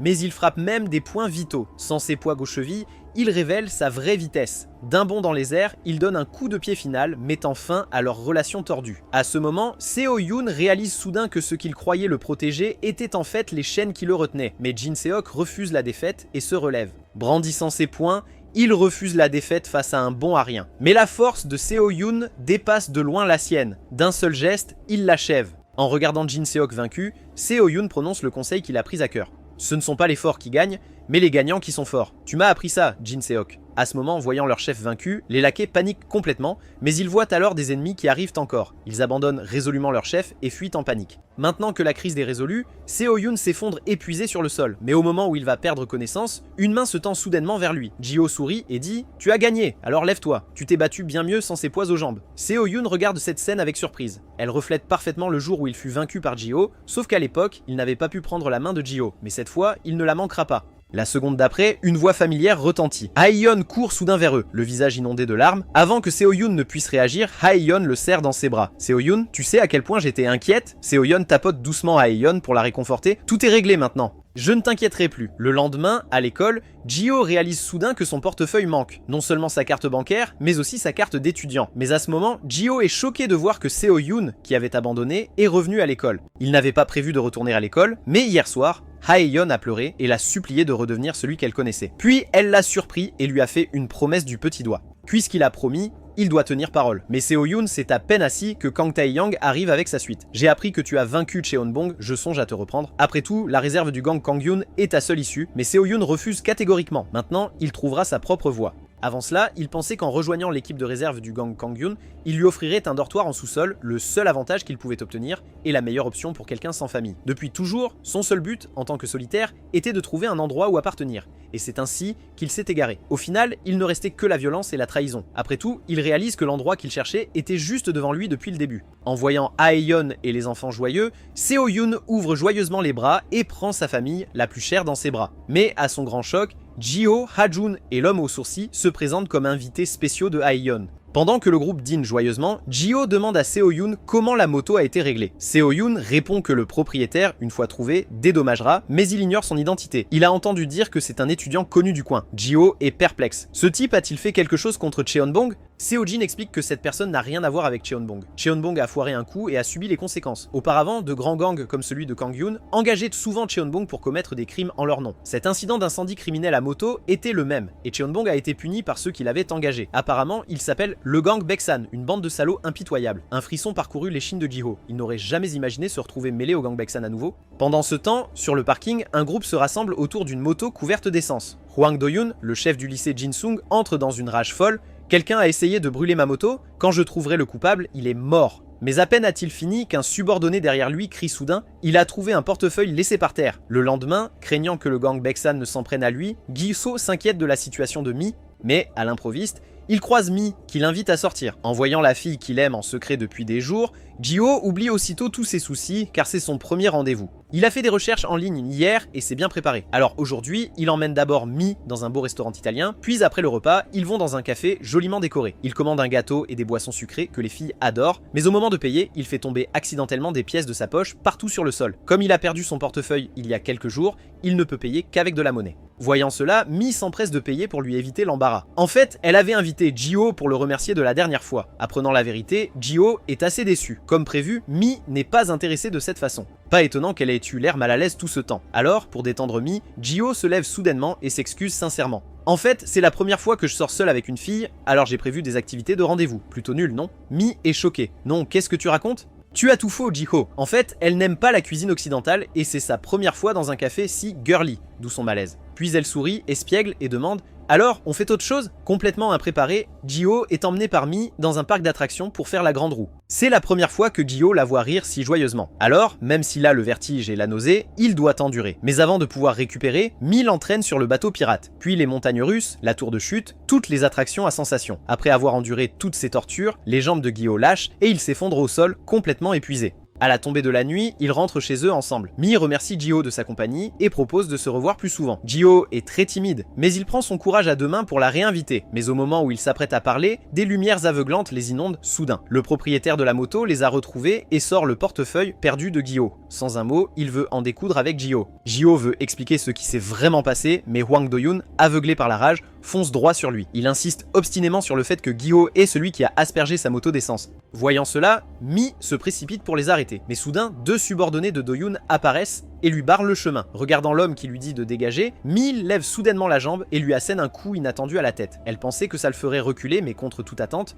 l'homme est indemne et intercepte son attaque. À ce moment, voyant Mi en danger, Jihyo se précipite pour maîtriser l'homme, mais il est soudainement saisi par Do-yoon. Il est violemment projeté au sol. En voyant l'expression démente de Do-yoon, Jihyo réalise qu'il est impossible de le raisonner. La seule issue étant de le vaincre. Et Do-yoon, avec des rancunes nouvelles et anciennes, lance immédiatement un barrage furieux d'attaques sur Jihyo. Voyant enfin une ouverture, il tente sa prise d'étranglement signature. Mais à sa surprise, Jihyo prédit et contre instantanément son mouvement. Après leur combat sur le chantier abandonné, Ji-ho découvrit que beaucoup de gens dans l'arène utilisaient la technique de Do-yoon. Alors il comprit immédiatement comment les contrer. Mais il sous-estima toujours la capacité de combat de Do-yoon et sa jambe droite fut prise dans une clé. Do-yoon le hissa sur son épaule, puis le projeta violemment en avant. Pour aggraver les choses, il atterrit dans le lit de la rivière. Ji-ho tenta de se relever, mais Do-yoon chargea de nouveau et lui saisit la tête. Il essaie de le noyer car Do-yoon ne permettra absolument à personne de le mépriser. Quand il était plus petit que ses pairs, quelqu'un aimait particulièrement le harceler, prétextant de façon ridicule qu'il était mignon. Il le harcelait sans fin. Finalement, dans une école où le pouvoir est l'autorité, après avoir subi d'innombrables coups en bas de l'échelle, il a compris une chose. Pour combattre les monstres, il faut en devenir un. Il a donc étudié les techniques de combat les plus efficaces pour sa petite taille. Avec ses capacités, il est devenu quelqu'un que tout le monde craignait. Mais au moment où il allait achever Gi-ho d'un coup de poing, sûr de lui, une giclée d'eau lui éclabousse soudain les yeux. Ji-ho profite de l'incapacité temporaire de Do-yoon à combattre pour vite se hisser hors de l'eau et réexpliquer qu'il n'avait vraiment rien fait à la moto. Mais Do-yoon ne fait que s'énerver davantage, pensant qu'il cherche encore des excuses alors que sa vie est en jeu. Voyant cela, Ji-ho panique. Si Do-yoon l'attrape encore, tout est terminé. Mais alors, une idée lui traverse l'esprit. Puis, plaqué contre le mur par Do-yoon, Ji-ho fait quelque chose de totalement inattendu et le nargue. Petite mignonne, tu es toujours la même. Rien n'a changé du tout. Do-yoon est profondément blessé par les mots « petit chou ». Il utilise immédiatement toute sa force pour étrangler Gi-ho. En un instant, Gi-ho crie de douleur et dans un dernier effort, il attrape le bras de Do-yoon. Il crie désespérément de l'autre côté « Attaquez-le maintenant !» Tout de suite, recevant le signal, Mi passe immédiatement à l'action. De toute sa force, elle frappe Do-yoon totalement sans défense et le projette au loin. En voyant cela, Ji-ho est complètement sous le choc. Le niveau de compétence de Mi dépasse de loin tout ce qu'il attendait.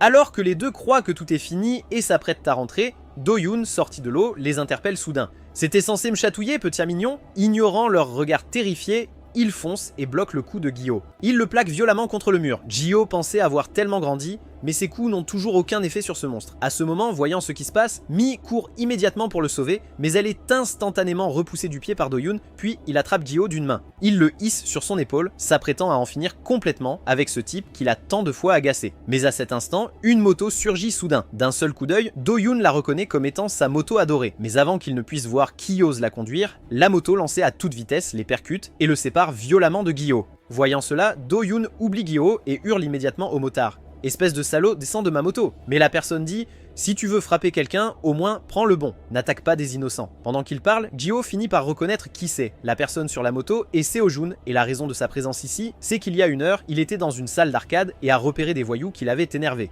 Il parlait de s'en prendre à Ji-ho, alors il a usé d'une ruse pour qu'il le mène ici. À ce moment, l'homme en noir explique gêné « Patron, d'après ce type, il y a eu un énorme malentendu. » En entendant cela, Do-yoon est complètement confus. « Vous voulez dire qu'il y a quelqu'un d'autre ?» Voyant cela, Seo-jin se désigne immédiatement du doigt et dit que le coupable, c'est lui. En fait, c'est Ji-ho qui a protégé la moto. Avec ça, il remet les preuves. Ce sont les messages montrant le patron de Cheonbong, Kang Jin-seok, lui ordonnant de mettre le feu. Mais à vrai dire, c'est le gang Baeksan qui l'a orchestré. En apprenant la vérité, Do-yoon est sous le choc. Il attrape aussitôt Seo-jin par le col, lui disant de tout cracher s'il ne veut pas mourir. Après que Seo-jin a tout expliqué en détail, Do-yoon devient fou de rage. Il n'aurait jamais imaginé que ces fous de Baeksan oseraient aller aussi loin. Seo-jin demande, un peu confus, qui sont exactement ces gens pour qu'ils aillent aussi loin juste pour le provoquer. À ces mots, le visage de Do-yoon s'assombrit soudainement. La bande de Baeksan veut unifier tous les lycées de cette région, c'est pourquoi ils ont tout essayé pour l'approcher. Il y a peu, il a été invité à leur club, ils ont sorti une liasse de billets et lui ont dit de leur céder le lycée Jinseong. Ils ont même menacé qu'un refus aurait des conséquences désastreuses. Pourtant, il a sèchement refusé leur proposition. Après cela, le gang Baeksan a commencé à s'en prendre violemment au lycée Jinseong, réduisant l'établissement à un champ de ruines. Bien qu'il soit déterminé à ne jamais rejoindre ces salauds quoi qu'il arrive, assurer la sécurité de l'école n'est pas facile, car à part les lycées Yumin et Jinseong, ils ont absorbé toutes les écoles de la région, rendant leur organisation massive, surtout les 5 dragons, composés des élites du gang Baeksan.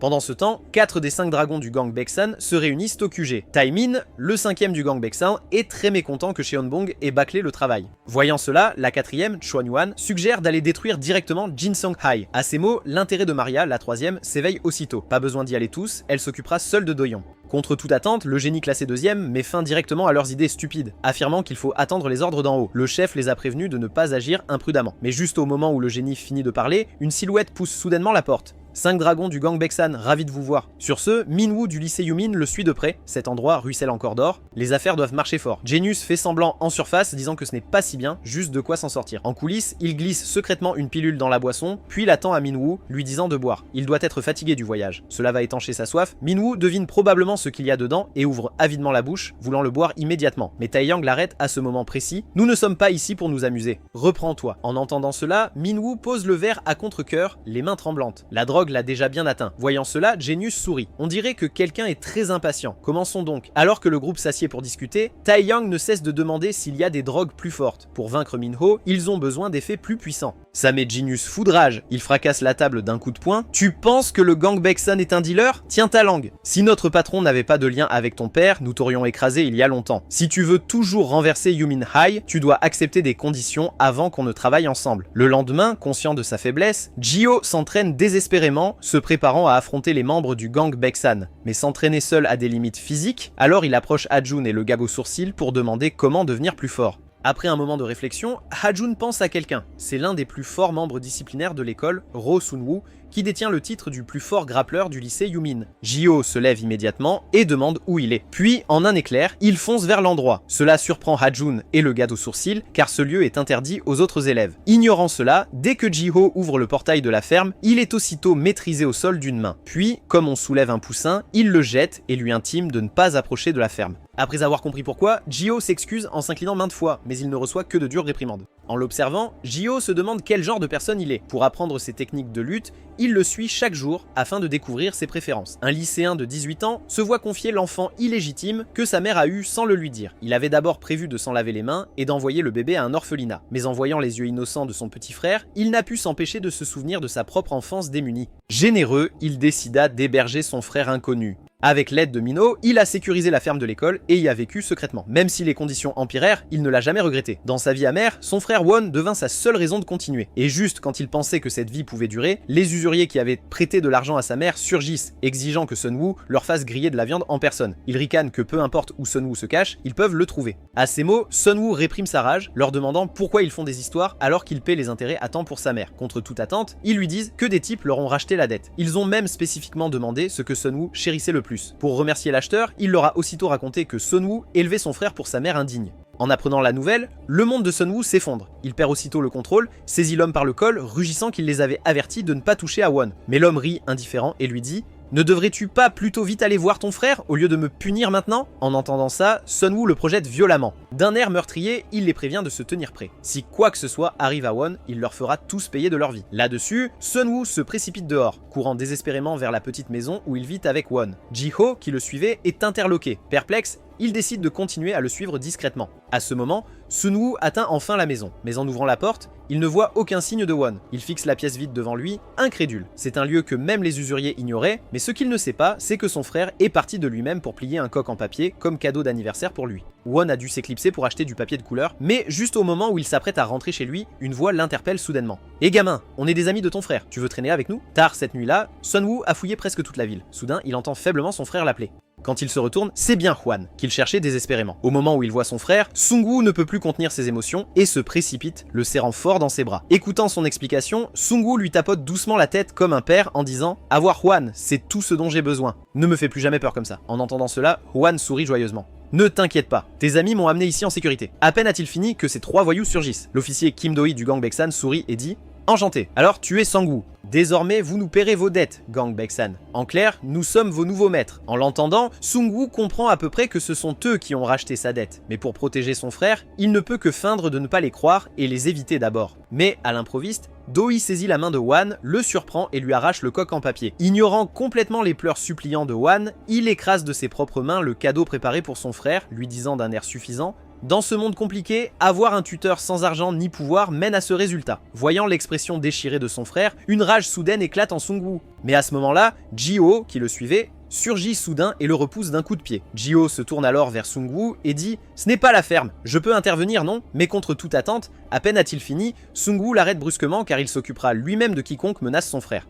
Alors, après avoir confié Hwan aux soins de Jihyo, il attrape calmement le poing adverse. D'une légère force, il brise aisément le poignet de l'homme. Ils sont arrivés jusque-là grâce à Wan. Mais à cet instant, un autre roux tente bêtement une attaque sournoise. Après une violente tempête de coups de pied, l'homme, ancien compétiteur international de taekwondo, jette arrogamment Sung-woo au sol, mais il n'imagine pas que c'est un piège tendu par Sung-woo qui utilise cette chute délibérée pour bloquer une jambe de l'homme aux cheveux roux. Restant près du sol pour éviter toute contre-attaque, il ne peut que regarder impuissant sa jambe se briser. Voyant ses hommes se faire malmener, Do-in n'a d'autre choix que d'intervenir lui-même. Il charge immédiatement violemment dans l'estomac de Sung-woo. Voyant cela, Ji-ho s'inquiète et veut se précipiter. Mais Sung-woo, profitant de l'élan, prend appui sur le dos de Do-in et bondit en l'air, puis glisse instantanément utilisant ses deux jambes pour serrer fermement son cou. Avec juste un peu de force, Do-in ne peut plus respirer. Impuissant, immobilisé par Sung-woo, incapable de bouger. Finalement, les trois hommes vaincus appellent leur patron pour faire leur rapport, apprenant que tout a été gâché. Taemin lui dit avec colère de retourner vite à l'arène et d'attendre sa punition pour avoir échoué la mission. Sur ce, il raccroche directement,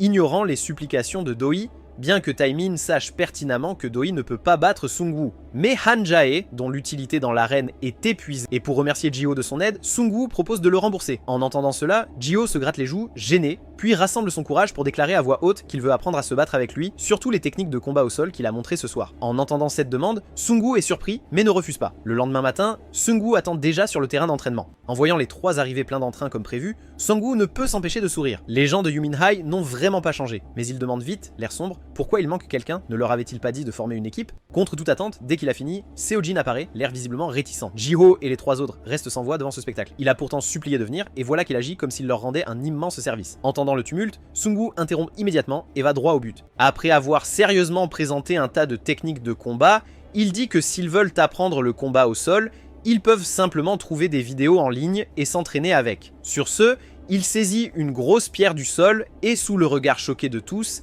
écrase instantanément la pierre en fragments à main nue. C'est ce qu'il enseigne aujourd'hui, la force de préhension, l'arme la plus puissante. Les quatre sont immédiatement terrifiés. Mais pour devenir plus forts, Ji-ho et Seo-jin mènent la charge sans hésitation, alternant constamment exercices variés et entraînement brutal.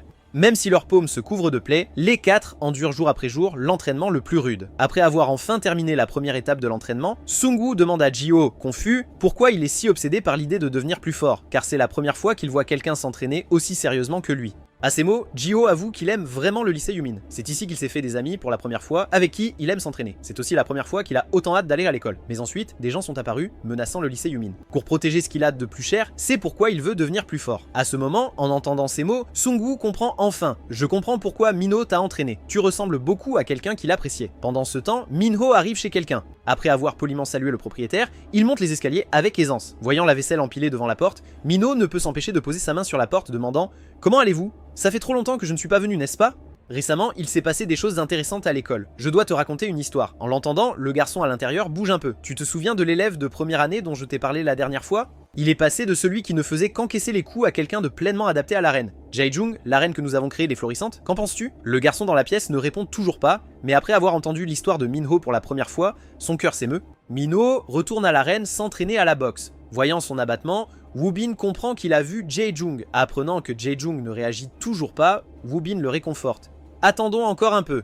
Quand il sera prêt, il parlera. » Puis, il dit avoir terminé l'enquête demandée par Min-ho. Le gang Baeksan n'est vraiment pas une organisation anodine. Bien que récemment établi, il a déjà opprimé de nombreuses écoles. Et tous ceux qui y sont impliqués sont des toxicomanes ou des criminels violents, de vrais fous. Mais le plus inquiétant, c'est qu'ils ne cessent de déclarer qu'ils vont avaler toute la ville de Shinryong. À cette nouvelle, Min-ho cogne le sac de frappe de colère. Il est temps de rappeler à tous qui commande. Une semaine plus tard, un membre de Baeksan aux cheveux décolorés séduit la femme à ses côtés, l'entraînant en boîte de nuit. Immédiatement, un homme apparaît parlant anglais et coréen, se nommant Dave. En surface, il gère la boîte de nuit, mais en coulisses, il gère aussi l'arène. Apprenant que la femme était venue mixer ici, Dave la conduit aussitôt au sous-sol, lui montrant avec enthousiasme leur arène exclusive. Mais alors qu'il veut rester voir le combat avec elle, son téléphone sonne inopportunément. Il doit donner des instructions à son subordonné avant de partir précipitamment. Quand il ouvre la porte de la salle privée, Sung-woo, qui l'attendait avec impatience, est assis à l'intérieur. Mais Dave ne l'interroge pas sur les blessures infligées aux membres du gang Baeksan, il va droit au but et invite Sung-woo à collaborer. Puis, il prend la télécommande. Les rideaux face à eux s'ouvrent lentement, dévoilant l'arène pleine, bruyante violente en contrebas. À cet instant, Doi est devenu un combattant au sol pour avoir échoué sa mission, face à 5 esclaves de l'argent qui paient leurs dettes avec leur corps. Dave explique fièrement « Voyez ça comme un lieu de pari de combat clandestin. Mais bien sûr, ce n'est pas un tournoi de combat ordinaire. Dans cette arène, toutes les tactiques sales sont permises et c'est cette violence brutale qui attire les parieurs. » Alors Dave regarde Sang-woo avec un sourire malicieux. « Avec la réputation de Yumin Hai et tes compétences, tu vaudras une fortune en tant que combattant. » Sur ce, il pointe l'écran électronique en face d'eux.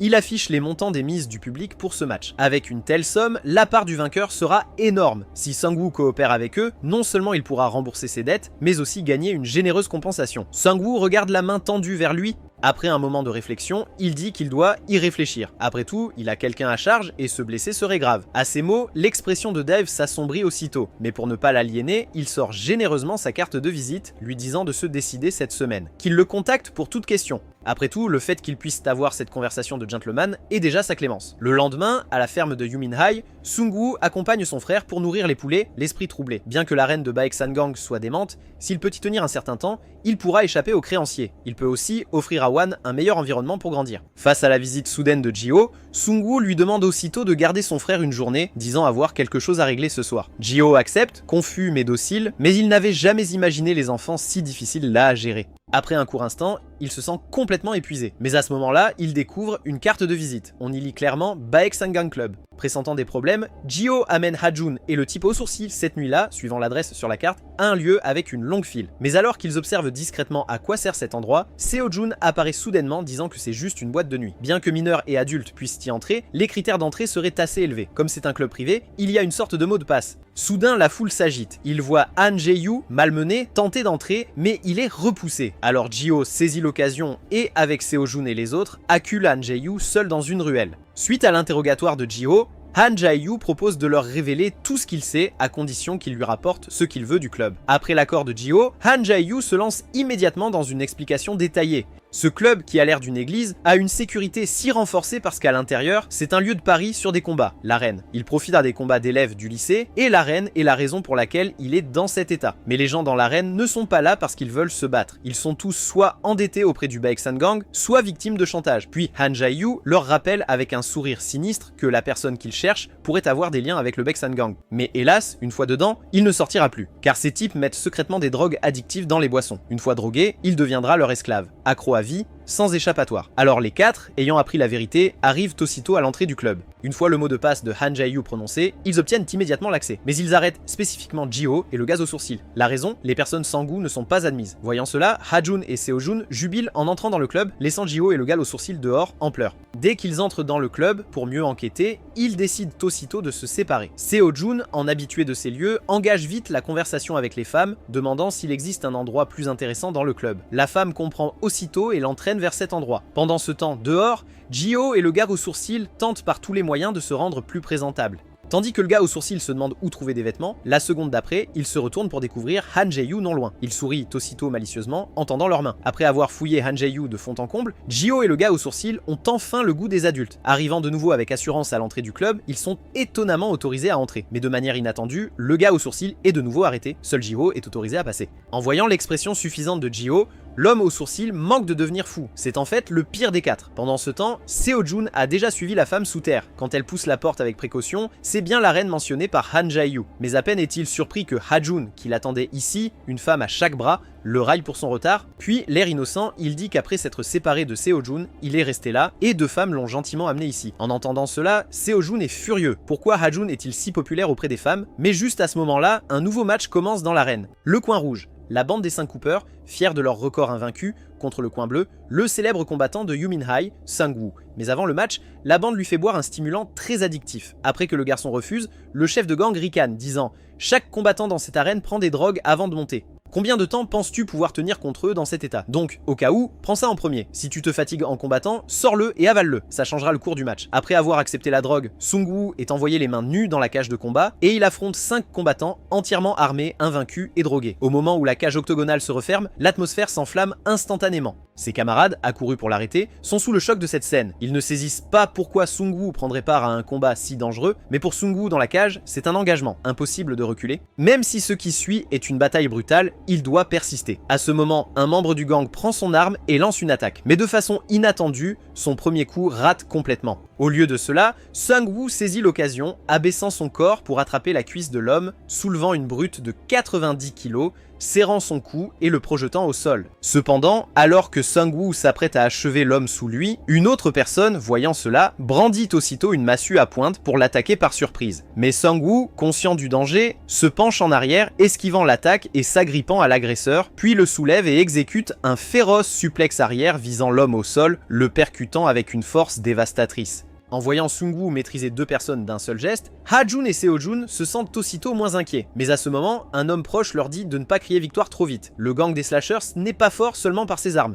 En effet, comme l'homme l'a dit, l'échange précédent a montré au chef du gang des trancheurs que Sung Woo excelle au combat au sol. Alors il brandit aussitôt la chaîne qu'il tient, puis ordonne à deux subalternes de foncer, attaquant Sung Woo sans pitié des deux côtés. Et pour esquiver leurs attaques, Sung Woo est involontairement acculé dans un coin, ignorant totalement la chaîne qui arrive par derrière. En un instant, les deux saisissent chacun une extrémité de la chaîne, le prenant au dépourvu et le ligotant fermement. Voyant cela, Seo-jun est stupéfait, tandis que l'homme d'à côté n'est pas surpris du tout. La force du gang des écorcheurs ne réside pas dans les armes qu'ils tiennent, mais plutôt dans leurs yeux perçants qui analysent chaque mouvement de l'ennemi. Soudain, Sung Woo est une proie facile, déchiquetée par les serres acérées de l'homme masqué. Mais quand il s'élance de nouveau pour l'achever, Sung Woo esquisse un sourire lourd de sens. Ignorant la douleur atroce des chaînes qui le tiraient, il charge soudainement son adversaire, saisissant l'occasion de l'enserrer fermement de ses jambes. Avant qu'il ne puisse réagir, un violent coup de tête le frappe soudainement, brisant instantanément le masque et faisant jaillir le sang. Voyant cela, les deux autres sbires sont si effrayés qu'ils lâchent immédiatement les chaînes. Alors que les chaînes tordent du corps de Sung Woo, les deux sont immédiatement saisis par la tête et sont instantanément réduits à l'obéissance totale. Cependant, alors que Sung Woo pense le match terminé, l'annonceur déclare une seconde manche, l'opposant au nouveau combattant, l'ex-officier du gang Baeksang, Do-hee et ses hommes. Ha-jun craint qu'on ne le laisse même pas panser ses blessures. C'est d'une cruauté absolue. Mais dès qu'il a fini,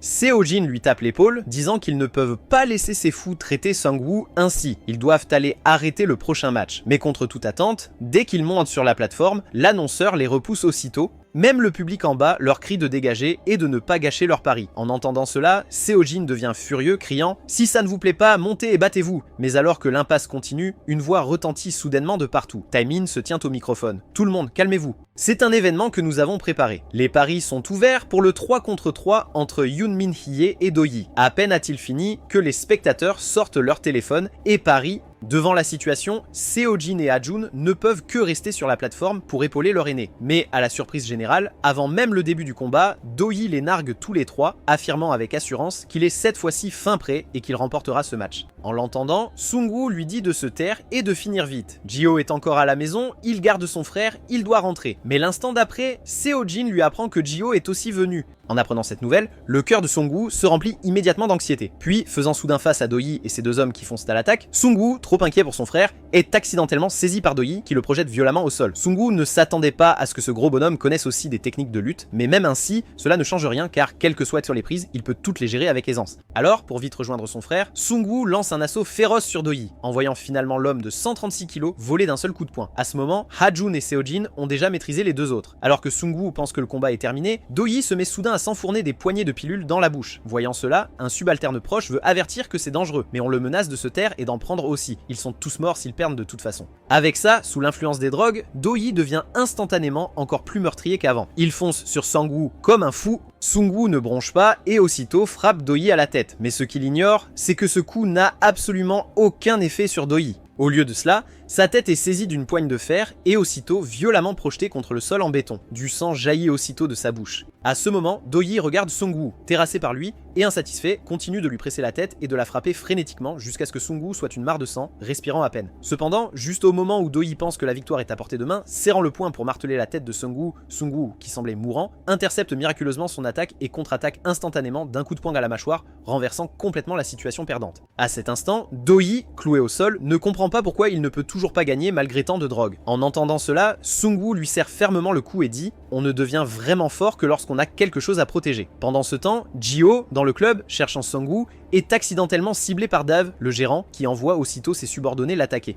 Pour se protéger, Ji-ho élimine tous les sbires d'un coup. Pour savoir où est Sung Woo, il attaque Dave férocement. Mais la réactivité de Dave est surprenante. Peu importe le nombre de coups que Gio donne, il ne touche pas. Mais face à l'adversaire insaisissable, Gio tente de le coincer. Mais Dave se sert de la tête de son subordonné pour parer les coups, allant même jusqu'à briser une bouteille sur le bras de Gio. En un instant, Gio ressent une vive douleur à l'œil gauche. Des éclats de verre se sont logés dans son œil. Alors qu'il perd sa concentration, Dave l'envoie soudainement valser d'un coup de poing. Une fois calmé, Gio comprend que dans son état, il ne peut s'appuyer que sur la lutte pour affronter cet adversaire détestable. Il fonce aussitôt et s'empare de la jambe de Dave. Il pense que cela suffira à le maîtriser. Mais contre toute attente, à cet instant même, Gio sent soudain son bras droit s'engourdir, perdant toute sa force. Voyant cela, Dave affiche un sourire triomphant, puis envoie sans effort Gio s'écraser au sol une fois de plus. Voyant Gio confus, Dave lève fièrement le poing. Dans l'anneau brisé se cache clairement une aiguille empoisonnée. Pendant ce temps, à l'arène, Seo-jun n'a pas la tâche facile non plus. Le rouquin drogué est devenu terrifiant de puissance. Il plaque Seo-jun au sol et le rouet de coups. Il n'y a absolument aucune chance de riposter. De son côté, Ha-jun est dans la même situation. Peu importe ses attaques, il ne peut infliger aucun dégât. Plutôt que d'être robuste, il semble totalement insensible à la douleur. Voyant le type ouvrir grand la bouche, tel un zombie prêt à dévorer Ha-jun, Sang-woo, après s'être occupé de Doi, surgit à temps et saisit la gorge du type par derrière d'une main, tandis que l'autre retient le rouquin qui a attaqué Seo-jun. Finalement, après que Sang-woo s'est personnellement occupé des deux brutes, l'arène éclate en acclamations assourdissantes. Voyant les parieurs si excités, l'autre bat le fer tant qu'il est chaud et annonce la troisième manche. Mais contre toute attente, dès qu'elle a fini de parler, elle est soudainement repoussée d'un coup de pied. Les deux matchs ont déjà pris trop de temps à Sang-woo. Il doit rentrer immédiatement s'occuper de son frère. Voyant le type musclé qui tentait de lui barrer le chemin, Sang-woo lui assène un coup de poing puissant qui le met à terre. Il avertit les parieurs derrière lui, si quelqu'un s'oppose à l'arrêt du match, il finira comme ce type à l'instant. Sur ce, il se prépare à partir avec Ha-jun et Seo-jun, mais à ce moment, Taemin apparaît soudainement sur l'arène. Il dit d'un ton menaçant « Abandonnez le premier jour de votre contrat ? Vous n'avez pas oublié que vous nous devez de l'argent, hein ?» À ces mots, Sang-woo dit aussitôt qu'il ne veut pas renouveler le contrat. Il ne veut pas non plus de paiement pour ces deux matchs. Quant à la dette, il la remboursera en travaillant. Quand il a fini, Taemin descend de l'estrade. Malheureusement, la partie B ne peut résilier le contrat sans l'accord de la partie A.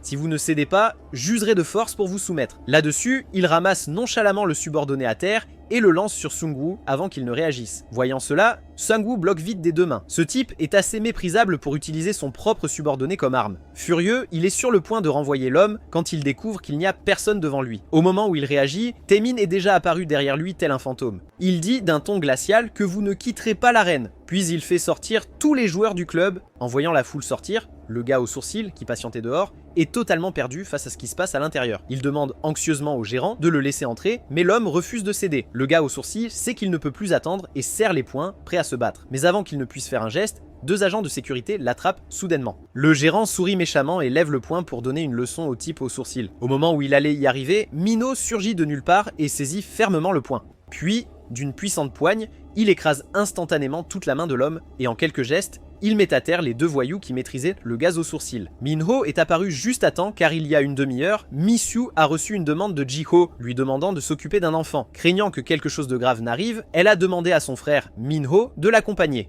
Après leur arrivée à la ferme, Minho se sentit vaguement mal à l'aise. D'après ce qu'il savait, Sang-woo ne laisserait pas facilement Han aux soins de quelqu'un d'autre. En effet, quand il se précipita dans la pièce, Han s'écria aussitôt que les autres avaient tous dit avoir des choses à faire et que l'heure de retour promise était dépassée depuis longtemps. En entendant cela, Minho serra immédiatement Han dans ses bras pour le réconforter. Au même moment, il remarqua la carte de visite du gang Baeksang tombée près du lit, réalisant que quelque chose n'allait pas. Mino dit à Mishu de rester ici et de veiller sur Han pendant qu'il se précipite vers la boîte de nuit, suivant l'adresse sur la carte. Après avoir maîtrisé la plupart des prétendus agents de sécurité, il s'apprête à forcer l'entrée de cette boîte de nuit. Il ignore qu'à cet instant, Gio est brutalement battu par Dave à l'intérieur. Sa main droite ayant été inopinément anesthésiée, il ne peut ni esquiver, ni résister aux attaques de Dave. Voyant Gio, à moitié mort de coups, Dave se prend la tête et demande pourquoi il est là. En l'entendant, Gio cesse de se cacher et dit être venu chercher Sang-woo. Mais dès qu'il a fini, Dave rit d'un air moqueur. Eh bien, et maintenant, il est sûrement en train de se faire tabasser à l'arène en ce moment même. Apprenant cette cruelle nouvelle, Gio lance furieusement un coup de poing pour savoir où est l'arène. Mais ayant perdu l'usage d'un bras et totalement déséquilibré, il est violemment frappé en retour par Dave. Alors Dave ramasse nonchalamment une bouteille de rouge. Ce qu'il est le plus au monde, c'est l'idéalisme naïf. Pour lui, qui a grandi sous la loi du plus fort,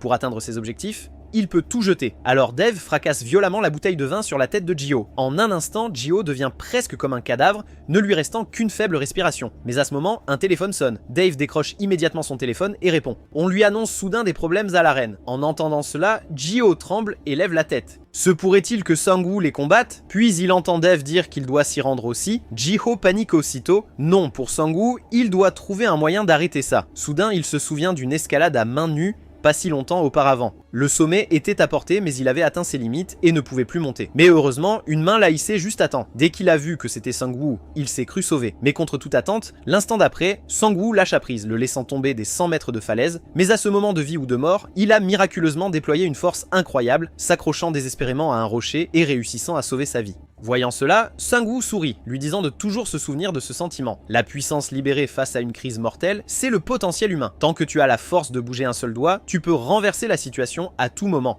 Ne jamais abandonner avant la toute fin. En y pensant, Gio fonce aussitôt sur Dave qui s'apprête à partir, l'enveloppant comme un python, et de son seul bras valide, il serre fortement la gorge du salaud. Même s'il est frappé au point de presque perdre connaissance, il fera tout ce qu'il peut pour protéger les gens qui comptent. Quoi qu'il arrive, il empêchera ce salaud de leur nuire. Dave n'aurait jamais cru qu'une personne si gravement blessée puisse encore avoir autant de force, mais il n'est pas du genre à abandonner facilement non plus, et tente de ramasser une autre bouteille pour utiliser le même stratagème. Mais Gio ne lui en laisse pas la chance. En un instant, il l'étrangle jusqu'à ce qu'il écume de la bouche. Pendant ce temps, dans l'arène, la personne que Gio tente désespérément de protéger a déjà été battue par Taemin jusqu'aux portes de la mort, et pour faire de Sang-woo son esclave, il sort même un grand pot de pilules, s'apprêtant à les lui faire toutes avaler. Mais à ce moment critique, la porte de l'arène est soudainement soufflée par une force énorme. Minho saute de la plateforme surélevée. Aujourd'hui, il montrera aux Gangbaeksang ce qui arrive s'ils s'en prennent aux gens de Yuminhai et les conséquences insupportables qu'ils subiront. Sur ce, Minho charge le premier, mais Taemin bondit soudain sur la plateforme de combat, disant qu'il veut affronter officiellement le chef de Yuminhai qui détient le titre de plus fort. En entendant cela, Minho bondit immédiatement.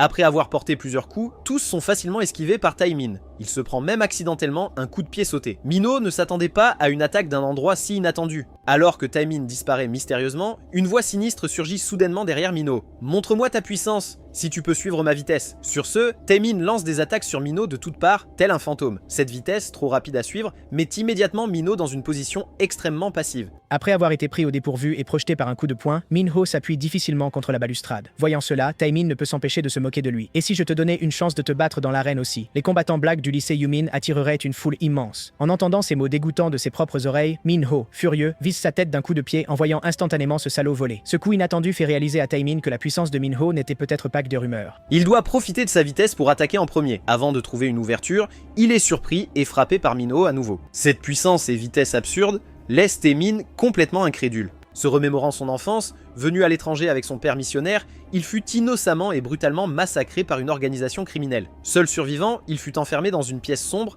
tenant une lame courte plus épaisse que son bras, luttant contre une meute de chiens affamés et vicieux. Ce fut son seul moyen de survie à l'époque, et c'est ce qui le transforma en une bête sanguinaire et vicieuse des années plus tard. Son pouvoir grandit jusqu'à ce que personne ne puisse plus le retenir. Regardant le chef criminel, qui s'était autrefois appelé père, il l'élimina sans hésitation. Finalement, une fois tout réglé, il changea d'identité, cacha son passé et revint dans la patrie dont il n'avait aucun souvenir. Mais en bête, s'attaquer aux faibles était déjà devenu sa loi de survie. Tant qu'il se tiendrait au sommet du pouvoir, il ne connaîtrait plus jamais la tragédie. Mais Minho, face à lui, essaie de le faire chuter du sommet. Il ne peut absolument pas permettre ça, alors Taemin avale la pilule rose cachée dans son collier en or. Instantanément, son état devient bien plus puissant qu'avant. En voyant cette transformation soudaine, Minho est assez confus, mais pendant qu'il est distrait, un point soudainement frappe fort sa joue. Pris au dépourvu, il est aussitôt projeté. Avant qu'il ne reprenne son souffle, Taemin l'assaille frénétiquement, tel un fou. Minho, dépassé par la vitesse, ne peut qu'observer impuissant, tandis que l'adversaire lève le poing et d'un coup, le projette hors de l'arène de combat.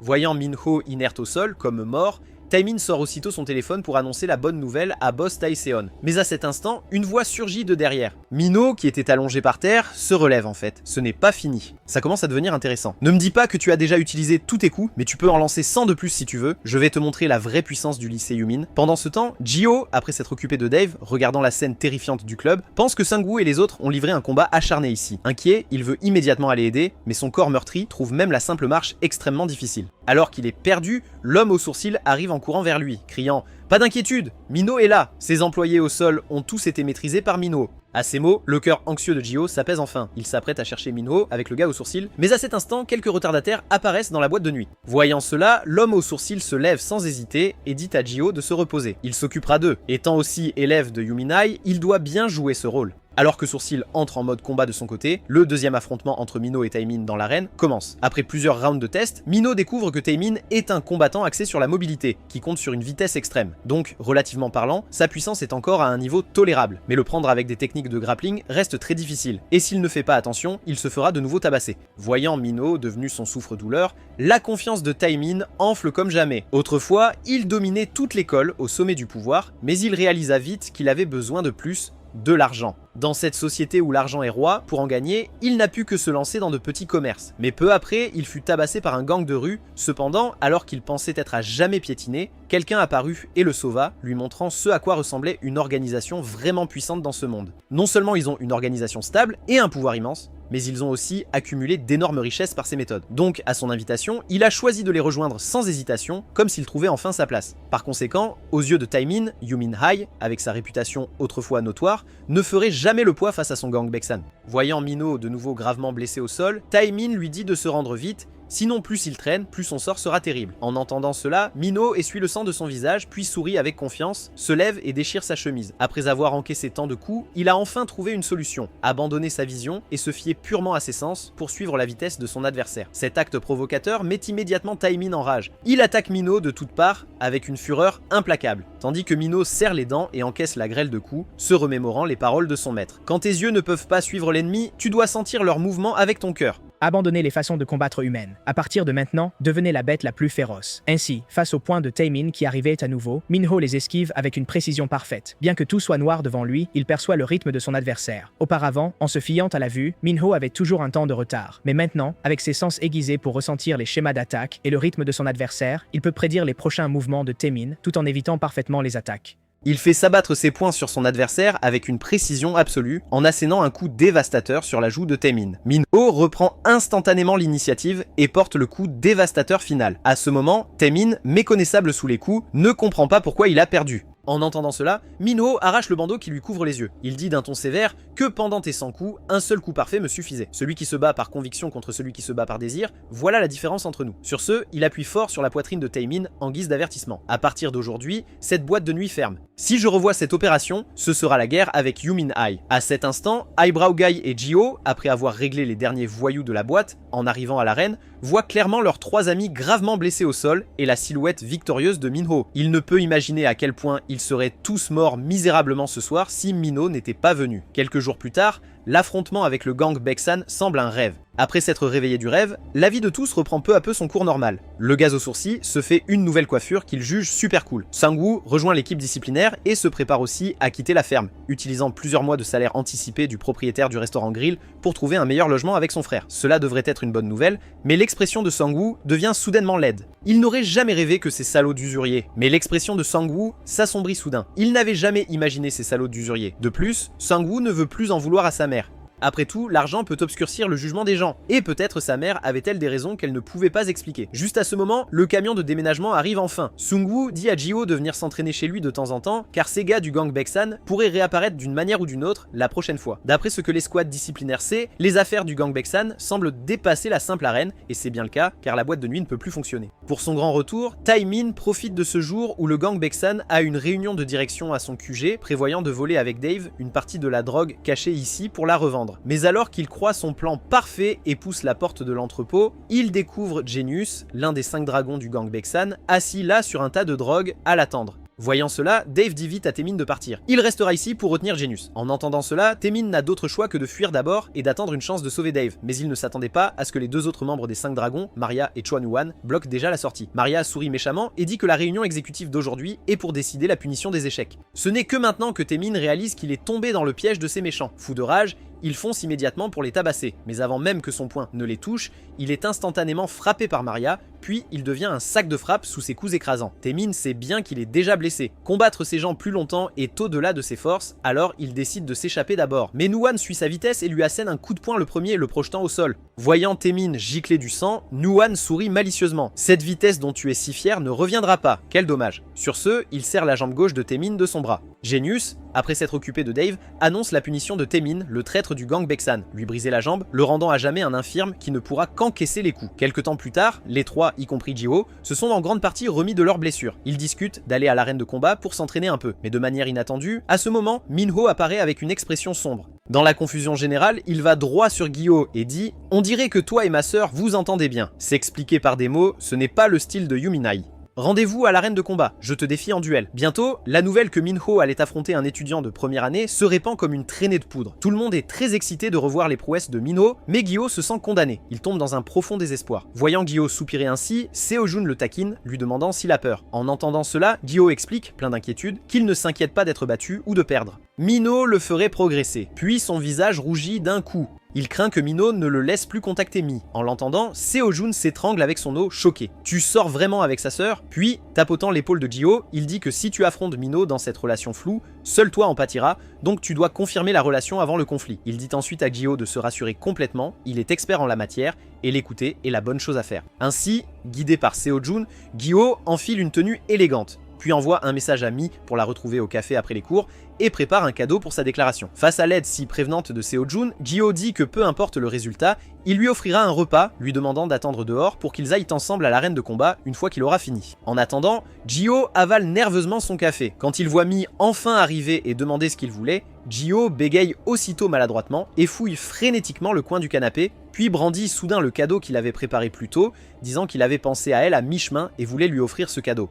Ce n'est qu'une fois terminé qu'il réalise qu'il est trop nerveux et qu'il raconte des bêtises. Mais, à sa grande surprise, Mi est très heureuse de voir le cadeau. « Ji-ho, comment savais-tu que j'aimais ça ?» Sur ce, elle commence à fouiller dans son sac, en sort aussi un cadeau et le lui tend. Souriante, elle dit qu'il fréquente des gens dangereux dernièrement, ce qui l'inquiète un peu. C'est un porte-bonheur pour elle, elle espère que ça le protégera. Ji-ho prend le cadeau avec incrédulité. Son cœur se met instantanément à battre la chamade. Mi pourrait-elle avoir ce genre de sentiment pour lui aussi? En y pensant, Ji-ho ne peut s'empêcher de demander quel est le type idéal de Mi, mais reçoit une nouvelle dévastatrice. Mi aime en fait les gens forts comme son frère. Lui, qui est complètement l'opposé de Minho, n'est vraiment pas le type de Mi après tout. Alors Ji-ho se lève soudainement. Avec une expression sombre, il dit qu'il a quelque chose à faire et qu'il partira le premier et contactera Mi plus tard. Voyant Gi-ho, abattu, s'appuyer contre un poteau, Seo-jun est perplexe. « Alors tu as fui sans même avouer tes sentiments ?» En entendant cela, Ji-ho explique soudain avec enthousiasme qu'il veut d'abord obtenir l'approbation de Minho, devenir un homme fort, puis se tenir à nouveau aux côtés de Mi. Mais de façon inattendue, à peine a-t-il fini de parler qu'un gang de motards commet un vol, là, sur place. Et comble de l'ironie,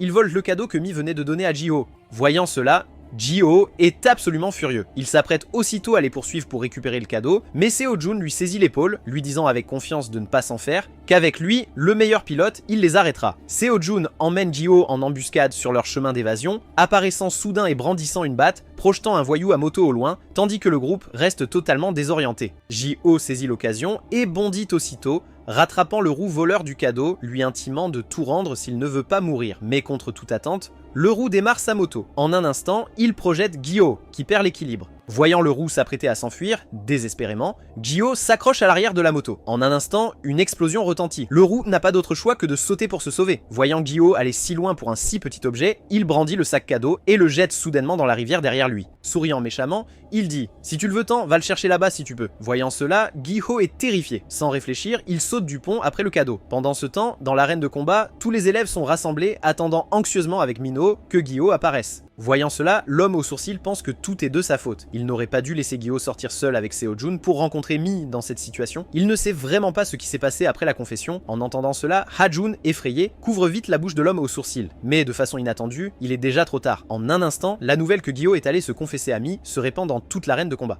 À cette nouvelle, Minho est aussitôt furieux et décide de trouver Gi-ho pour lui donner une bonne leçon. De l'autre côté, Seo-jun pense avoir battu tous les motards qui ont commis le vol. Mais en se retournant, il découvre qu'un seul s'est échappé. Voyant le roux, dont Gyo devait s'occuper, se préparer à s'échapper, Seo-jun est extrêmement anxieux. Mais Gyo est introuvable. Il n'a donc d'autre choix que de le poursuivre pour savoir ce qui s'est passé. Mais juste au moment où il part, Gyo émerge de l'eau. Après avoir cherché anxieusement, Gyo trouve enfin le cadeau de Mi dans l'herbe, tout près. Mais au moment où il ramasse le sac avec enthousiasme, il découvre qu'il n'y a rien dedans. Alors Gyo se tourne vers la zone d'eau profonde. Il enlève résolument ses vêtements et ses chaussures et plonge dans l'eau. Quoi qu'il arrive, il doit retrouver le cadeau que Mi lui a offert. Heureusement, ses efforts paient enfin. Il trouve enfin la boîte tombée dans un coin en bas. Excité, il jaillit aussitôt de l'eau en criant de joie. Mais contre toute attente, au moment de regagner le rivage, il sent soudain ses pieds picoter, comprenant que c'est peut-être une crampe. Gyo rassemble vite ses forces et nage vers le rivage. Mais malheureusement, son endurance atteint vite ses limites. Ne pouvant plus se retenir, il avale plusieurs gorgées d'eau de rivière et s'étouffe. De toutes ses forces,